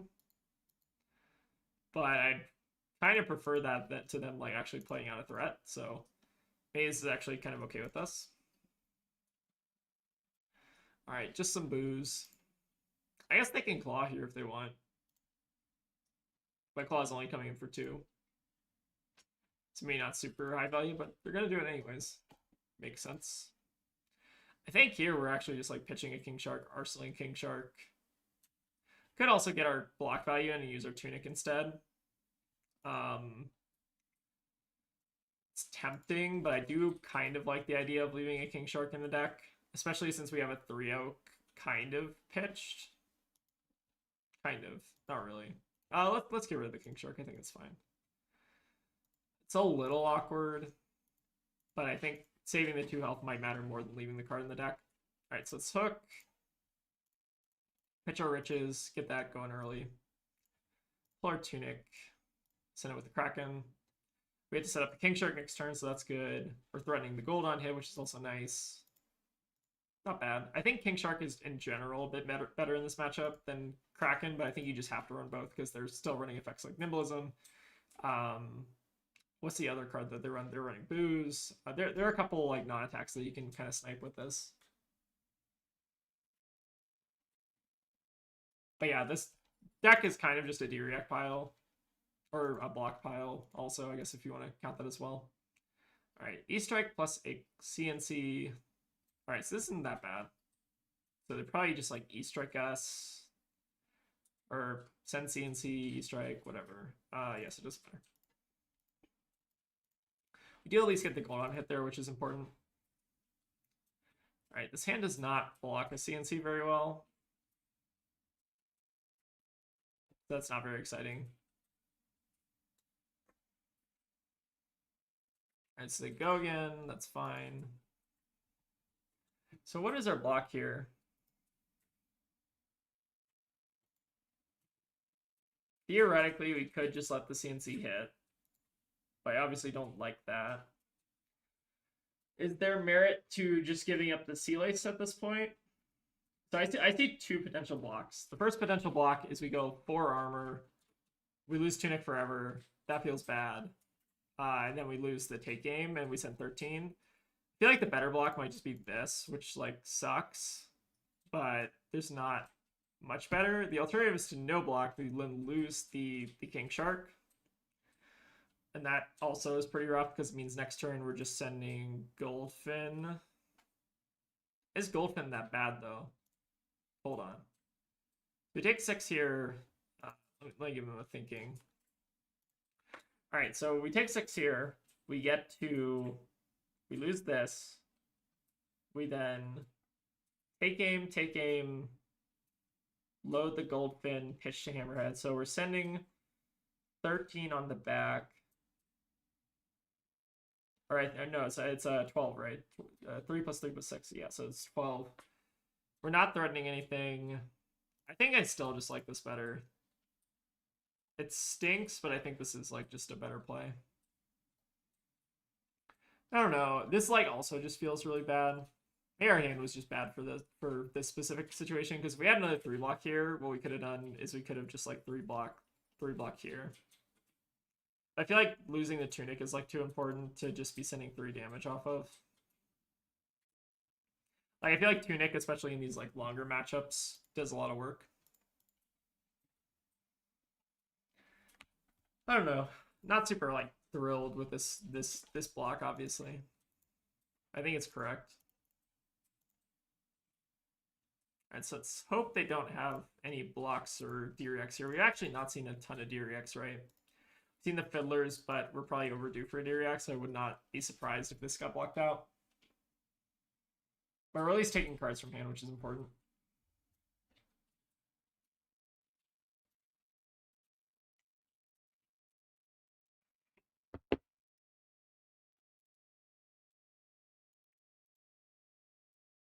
We have 1 King Shark left in the deck plus 2 Codexes. So I think those are the big threats. So looking like maybe Steel Victory plus Armor plus a 3 block is my guess. Yep, so there's Steel Victory, Flesh Bag. Okay, so we got some armor out of this, which is not terrible. So not going too bad. Once the armor starts getting cleared, you're able to connect a lot more. Looks like they also might be a little lighter on the D-Reacts, at least from what I've seen from their side. Oh, and they don't even get the Mocking Blow. Oh, no, they do get the Mocking... Oh, they get Sigil. Oh, gross. That was actually kind of sick. They Sigil to go 1 and higher, and then... Yeah, it's nasty. Here, I think we're just going to go for the Goldfin, though. And then maybe just Arsenal something. Don't think there's any real reason to get, like, super cute with it. We'll just let the Mocking Blow hit. Do need to be a little bit careful about our life totals, but we're pretty even at this point, honestly. We still have a lot of juice left in the deck. We have 1 3-Oak that's still alive. Oh, we've actually used all of our King Sharks. I mean, you didn't notice that. So yeah, we have 2 King Sharks left in the deck.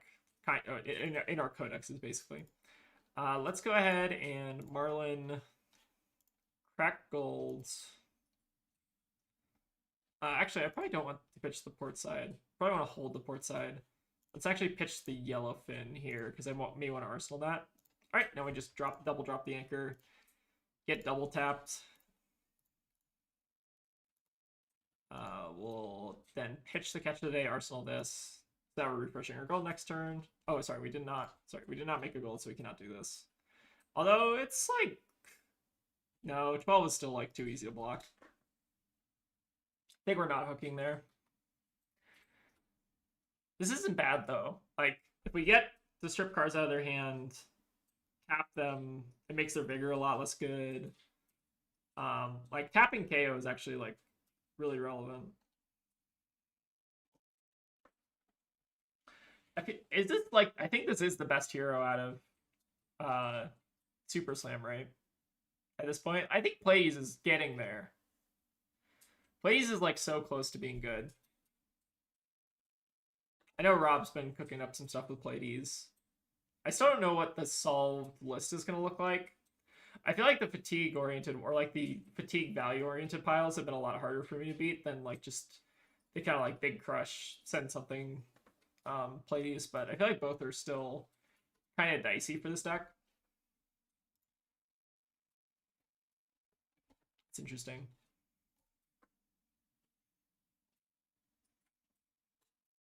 All right, thinking. Please bear with me. Gotcha. Overcrowded is another card that I've kind of considered in Marlin as just like a blue 3 block, especially when I was thinking I was not going to be able to play with I this weekend. Tegan staying home, so I kind of think that like maybe if you're not running I, maybe Overcrowded's like actually a decent blue you can run. I think it's like semi-reasonable right now. Oh yeah, why did Marlin Unsolved? I don't know, I said so. It was kind of just a joke more than anything. I basically just been tweaking stuff with the sideboard. So maybe if you weren't here earlier in the stream, we kind of talked about like freeing up some room for saltwater assaults for Gravy. So basically what I did was I moved a Taya to main board over, I think, the second tipple. I know we brought in some battering bolts. But yeah, more than a joke, more of a joke than anything. All right, so they're double tap now. Fully 180 at this point. And then we get to Arsenal port side. So I think worst case scenario is like CNC here, but we do have a good hand for blocking that. So this is not bad. So they go again.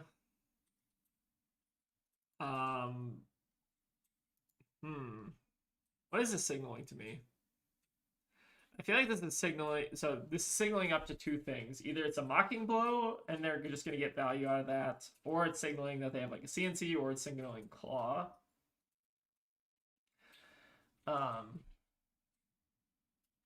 Yeah, Lyeth is super interesting. I feel like Lyeth is also, I don't know. I think there is a good Lyeth deck out there. I just don't know what it looks like. So we're gonna go lower here. If the card is Mocking Blow here, then we kind of get a little bit punished. But this is actually not even that bad. Like, it's not much worse than just like pulling Tunic and Claw. I guess they do get to like refresh the Vigor, which is kind of relevant. But this is like fine still. The only awkward thing about this is the port side now. Port side is super awkward. I think we're just gonna port side and not discard a yellow to this. Could discard the big game trophy shot if we really wanted to, but that feels terrible also. I think we're just like not getting value out of our port side here, which is fine. We'll just take our 4.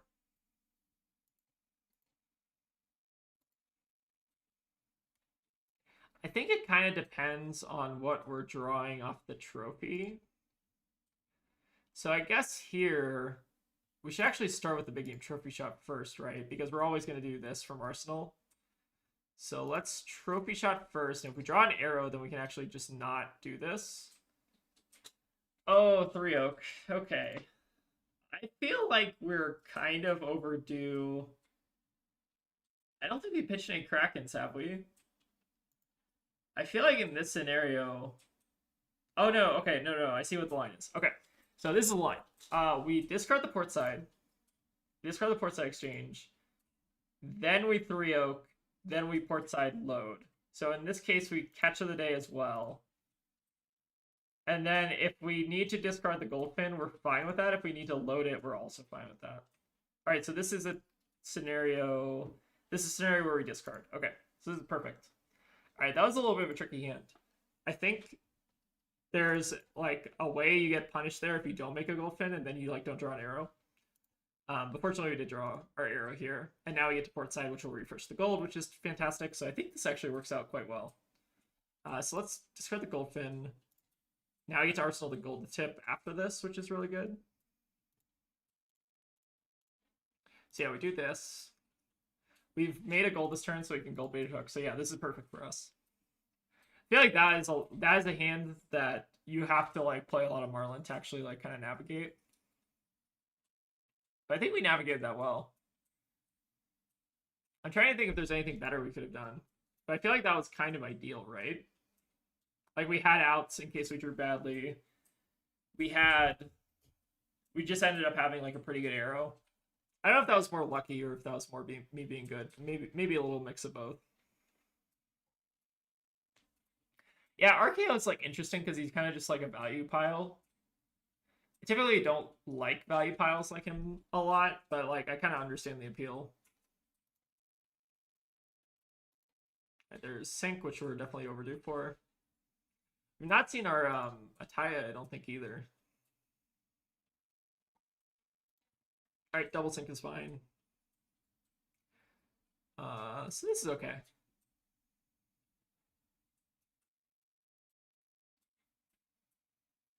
They did put a card on the bottom the first time, so maybe they're just digging for an arsenal. Alright, they did not put a card on the bottom this time, so they like that card. Alright, Shelter, that's fine. Alright, so we get full tempo here. They can claw us next turn. We give the gold baited hook because it's probably about served its welcome, and it's not really helping us block anything at that point. They're doing a good job of denying the gold, though. I will give them that. So yeah, this is fine. We give the hook here. So we're dropping to 13, but we do have tempo, which is nice. So start with the gold to tip. Funny thing about gold to tip, it's just you can't like make a gold if you like if you arsenal gold to tip, you're never making a gold, which is kind of funny. I always think that's kind of interesting about that card. What are we doing here? We can actually like tipple now. I guess we might as well. Actually, does tipple like mess with the math really bad? I think it does, right? We draw blue. We have one float. We do that. I guess we like load and just pitch the blood rod in that case.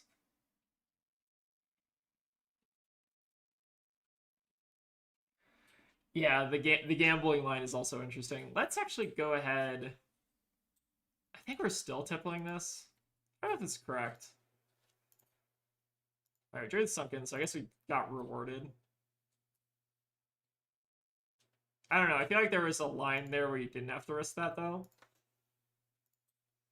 So now I cannon. I guess maybe there's a line where like blood rot instead. I don't know. That seemed like a little suspect. Isn't Codex of Blood Rot just terrible? In that scenario, or just like in general? I feel like that's like two different questions, right? I think Codex of Blood Rot is a very good card in general, but Codex of Blood Rot in this scenario is like kind of fine because we force an arsenal. In general, I think it's a very good card, especially in Marlin. Like, it's not Codex of Frailty. I don't think you can like think about it that way. I kind of think about it more like a better port side because you're getting 2 value on the front. It's basically 2 value, reload, and then you're also getting the ponder token, which I think has a lot of value. So it's kind of like a 0 for 4 if you kind of think about it. Like if you think of a ponder as like roughly 2 value and then a blood rot is roughly 2 value, the card I think is really good. It just like means that you don't also have to like hold on to a bunch of like golds. Like it basically like helps you conserve gold, which I think is like a very important thing. So let's actually space them out a little bit. But I actually like Codex of Blood Rot a lot. So this is on hit, create a might and a vigor. Don't really want them to do that, but I also don't want to block this. I really don't want to block this. I might just have to. Problem is they're like cracking gold next turn. I kind of want to C4 salvage. So I think we're letting this slide.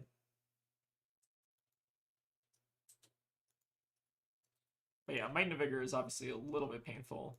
If you think about it, it's like a 0 for 4-ish. It's not the worst thing in the world.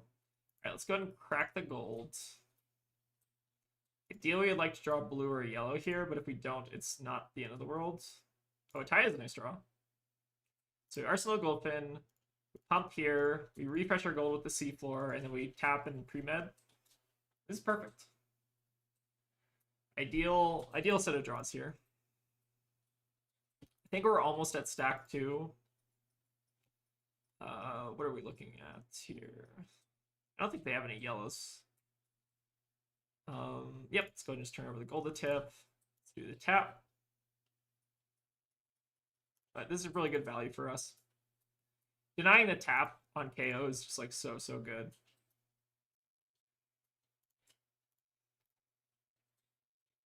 So what other threats do we have left on the deck? I think we have 2 more shelters, 1 more sink, and then 1 more fiddlers. And then 1 more seal victory. What else do we have? A couple more CNCs, but we don't have to care about that at least next turn.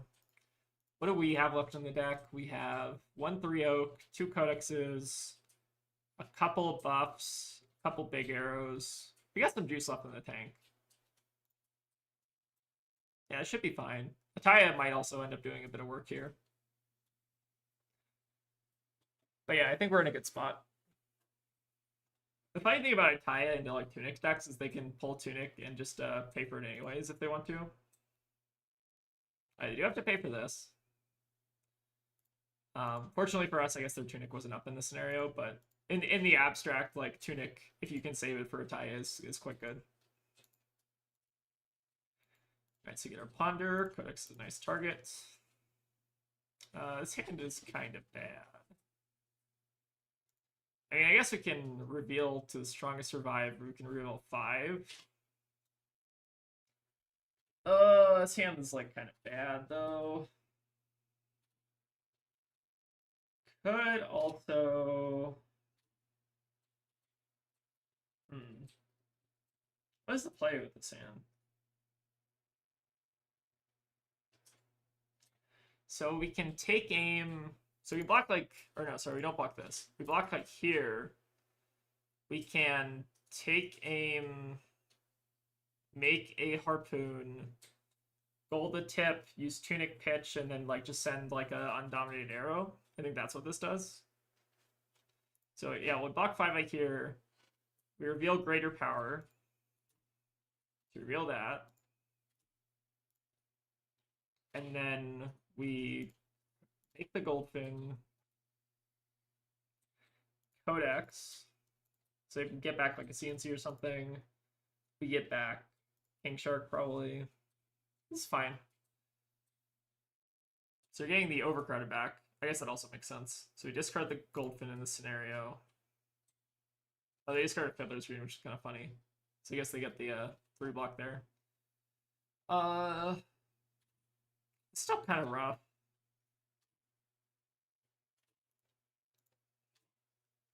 Yeah, this matchup feels very close sometimes. So they have the overcrowded now. I feel like our hand is just super awkward here. So we can gold beta hook this, but then they block 4. They have 4 block here on board. And then how many sigils actually do we have left in the deck? We have 2 sigils left in the deck. So if they have a sigil in hand, can they block? We have 1 here, 1 here, 4 here, 3, 3. They could theoretically block. I guess the question is, like, how well do we think this KO's hand blocks? I think we probably just shouldn't risk it. But it is interesting to think about. So yeah, the overcrowd's doing a bit of work here.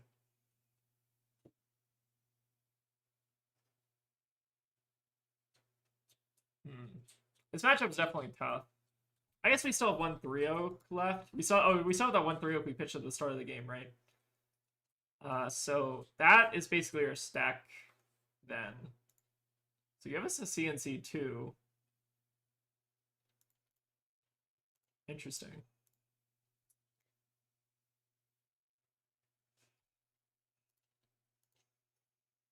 I feel like this is an interesting spot to be in. So we have a 3-oak like coming, like we're basically at stack at this point, like almost at stack. So we should be drawing a 3-oak in next like 1 or 2 hands. Maybe we can use that to kind of get ahead here. I think we did put it at the bottom of our stack load, like we had 4 cards and then the 3-oak or something like that, or like 3 cards and the 3-oak. Okay, so maybe they do have to full cover this. Interesting. This is kind of fine still, because we're still just like getting back tempo. I feel like Sleep Dart's like not a good draw. Or like we don't actually want to arsenal this. Alright, we're not a stack yet.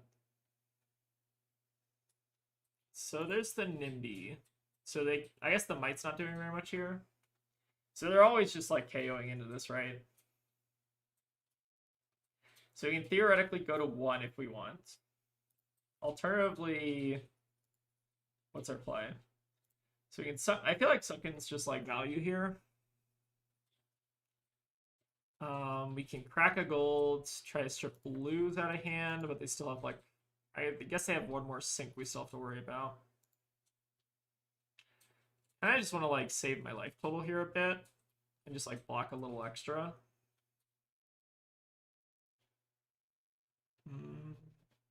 It's interesting. Let's go ahead and block. Let's lean towards blocking a bit. I think we're still just like drawing towards Codex or 3-oak as kind of our out. If they want to Arsenal and Nimbulism, I think I don't care. Let's turn over. They still don't have any yellows. Turn over the Codex.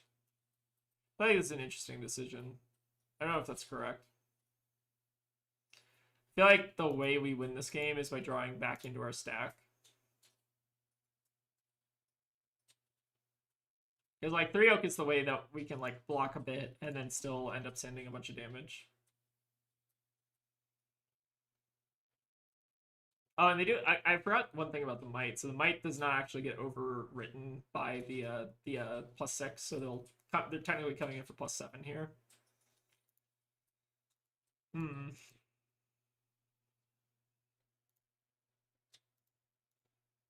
Oh, they're gonna hold on to the Nimbulism. Interesting.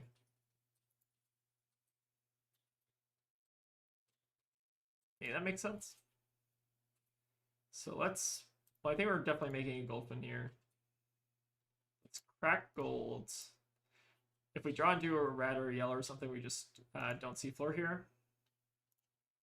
Alright, but at least here we do get to refresh the gold and then gold baited hook. Might be too little too late if they're able to go super wide here, though. I think it depends definitely on kind of the quality of our KO's hand here. So we know they have a Nimbulism in the arsenal. So you don't really have to worry about that. That's kind of like a fake card almost. It's like a +1, I guess. And then they have basically 4 fresh cards. So if they're able to convert a 4-card hand, I think we're probably dead.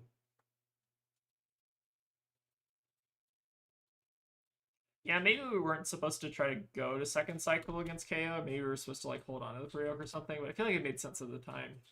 Okay, so there's the last sync. And then what other card do we have to worry about at this point? We might have like prevention or something. Oh, we do get the gold. Okay. It's not a bad start. Alright, if they're not able to like go super wide here, I think we actually might be in okay shape. So this actually, I think, wait, is this the last big game trophy shot? This is. So this, I think, is the start of our stack. So I think our stack, I think it's like 2 codexes after the big game trophy shot. Alright, big bully here. So they can pump this to 12. They have the nimblism in the yard. So I think next hand is the codex hand, which means we should probably just block out until we draw into that. So I think the next hand is like 2 codexes, or no, it's Codex of Frailty. It's Codex of Frailty is like a yellow, and then it was the 3-oak, if I'm not mistaken. Maybe the yellow was the big game trophy shot though. I think I'm misremembering. So this is coming in for 12 functionally. We drop to 3. We get tunic counter. I think this makes sense. So let's arsenal the pre-med here. We also, I guess, get set up with a bit of gold too. So I think here it very much depends on how much damage are they going to be able to push next hand. I think that's the big question. So this goes to 12. Take 3.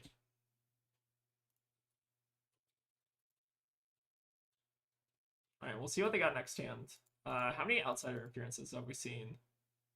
We've seen, I think they still have 1 more in the deck. So that's one way they can go a bit wider is with the claw. So we arsenal here.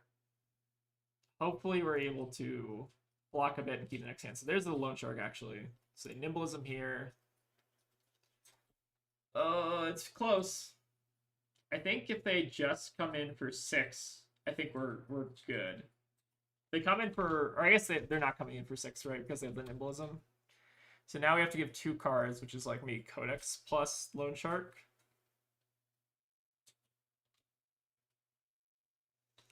Yeah, so we can't just block 6 here. So we have to block, when this attacks, it gets +1. Oh, so this is actually getting an additional +1. Okay, so that's bad for us, right? So we have to block 5 here. We have to block 5 here, and then if they pump, it's getting +5, so that would kill us, which means we have to give tunic. Alright, so I think it's now or never. So if they can pump more here, which I don't think they can, then they kill us. So coming in for 8. Alright, I think this is our last chance here. Did we pitch? I think we pitched a Kraken too at some point, didn't we? Alright, so let's see if I can remember kind of what my stack is. So we start by pre-metting. I think if we get another buff here, we might be okay. So let's crack here. The eye is definitely relevant. Riches is a reroll. Yeah, riches is a reroll. So we just draw the riches. This is an interesting one. I feel like we're super close.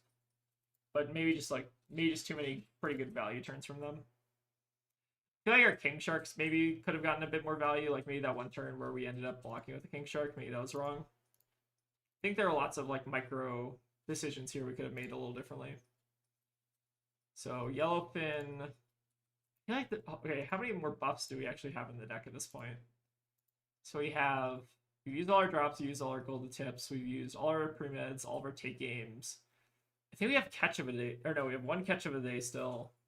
So we have 3, or we have 2, so 8, 11, 13, 3, yeah, so we're basically out of buffs at this point. So I think the only buff that is left is the catch of the day, which I cannot remember where exactly we put. So maybe it doesn't get better than this. But let's, I mean, we're probably dead next turn anyways, so we might as well try to draw towards it. I think this pile of gold is not really doing us much favor. I don't remember exactly where that catch of the day was, but if we draw it here, that'd be ideal. Alright, so now I think we try to dig towards that last King Kraken. Alright, so we're one off the catch of the day. Unfortunate. So I guess here we're now just blue pinning. Yeah. I think our opponent's got us here. But we put up a good effort at least. There's like some fringe scenario where we can like maybe eke out a win here. Oh, I guess we should probably hook this too, right? Might be. Alright, so we hook this. So it still doesn't kill. But it's pretty close. I feel like the overcrowds also do a lot of work in this matchup. I guess they are out of deer reacts.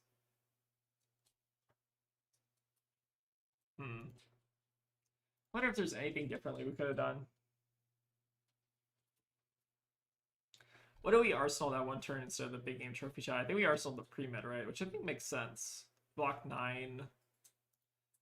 Yeah, I don't know if there's a better play this turn. Like maybe just holding on to the King Shark that one turn and just trying to play towards those are maybe more important. Yeah, it's a super close one. Oh, they're also on fade too. Oh, rough. Maybe just the one fade though. Who knows? Or maybe they have multiple. Generic D reacts are just so rough. I feel like if I could delete one thing from the game at this point, it would just be the generic D reacts. I feel like they're needed for some classes, but like other classes just like kind of should not have them, in my opinion. Okay, blue pin harpoon hits. We don't see yellow. Oh, they're on multiple fades too. All right, I don't think. Yeah, I mean we're dead here. Not hitting the blue there was also quite rough. But I think any deck that's running like basically all D reacts is a pretty rough matchup for Marlin unless you're like unless your attire lines up really well. So I think that card on top of our deck is also a Codex of Blood Rot, which maybe doesn't matter. But yeah, I think we're just like dead. Because I think they follow up with the strongest survive here, and then I think that's lethal. Super close one. I think there's maybe some opportunities we could have done a bit better, but it's just so hard to beat a react pile. We'll give them a good game though. I think like what other cards they have left? They had sigils left. Like they still had so many good threats left. I'm trying to think like okay, so I've actually experimented with one card in this matchup, and I guess like the Earth Piles in general. And that card is Imperial Seal of Command. And I think that if you're expecting a lot of D-React piles in your ProQuests, I think having this in the sideboard is like semi-reasonable. It's super awkward. It's very hard to play out. But if you are able to line it up, it's pretty good. I thought about this a lot, actually. I think that Imperial Seal of Command, like, if you're expecting a lot of just like D-React heavy decks, like, it's pretty good. And I think that's one of the things that Marlin struggles with. So it's like definitely a decent sideboard option.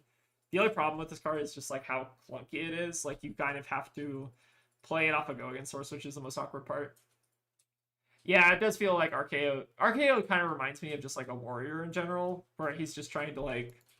I don't even know if that's part of RKO's design though, if you think about it, because like I don't know if it's necessarily intended for him to run all 9 D reacts. Maybe it is. I don't know. But like, I feel like if I'm a game designer, I don't necessarily want this deck to exist. Yeah, like it's so like I don't know. Like okay, I can get it if it's like 60 reacts, like that's fine. Like most classes in the game run 60 reacts, that's fine. But if it's like 60 reacts plus the fiddlers plus the yeah, maybe it's supposed to be a COID. Yeah, it does that would also make sense. Like I don't know. There's something just like about decks like this. This isn't me being salty or whatever. Like I think that this deck is fine. Like I'm not like blaming your opponent or anything. This is more so just like on a game design level. Like, do you want decks in the game to be running? How many generics are we running here? We're running 3 plus 3 plus 3 plus 3, so it's 15 there. Plus 3 plus 3, so that's like 21 generics basically.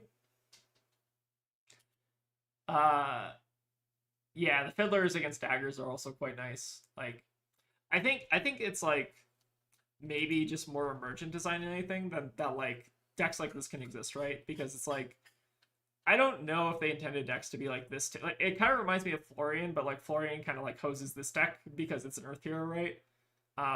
That's interesting. Cross Rep and Marlin, I think if we got any new tool that replaces Dominion, like if we got like a quiver that's better, I think Cross Rep gets a lot of equity. Um, I think as it stands now, starting with the gold is like very, very important for just setting up your plays. So like not having gold at the start of the game is like a really big deal. So I think that's the biggest downside of cross wrap. Uh, yeah, I think you kind of nailed the head. It's like Prism versus Kano. It's like, what am I supposed to do? Like, there are some things that Kano can do in that matchup. Like, they bring Burn Bear, but like Kano doesn't even run Burn Bear, which is like kind of interesting. I don't know. There's lots of little matchups in the game where it's like, is this how you intended for the game to like actually like play out? It's just like someone runs like what 30 like under slightly under 30 generics against you, and then you basically just kind of lose. It's kind of like I don't know. It's not super like interesting game design, I guess. There is some very very like I think this deck is like one of the best examples of the game design, but like some of the generic piles are kind of like I don't know, they're just kind of like not very interesting to me. All right, but I think it's probably gonna wrap it up today. So if you want to go play the solve version of the deck, I encourage you to do so. This is the list I'm probably gonna take to the ProQuest. But if you want to find some room for some spicy cards, there are some cards that I think you can afford to shave. Like if you want, so talking about like ProQuest prep kind of thing, I think the weakest cards of the deck that most people have identified are like Battering Bolts. So like Battering Bolt is a good shave if you're like not expecting warriors. If you're not expecting gravy, which you probably should be expecting gravy, I think Drop the Anchor is also potentially like a consideration for like shaving stuff. But I think these 6 cards are like the weakest sideboard slot right now.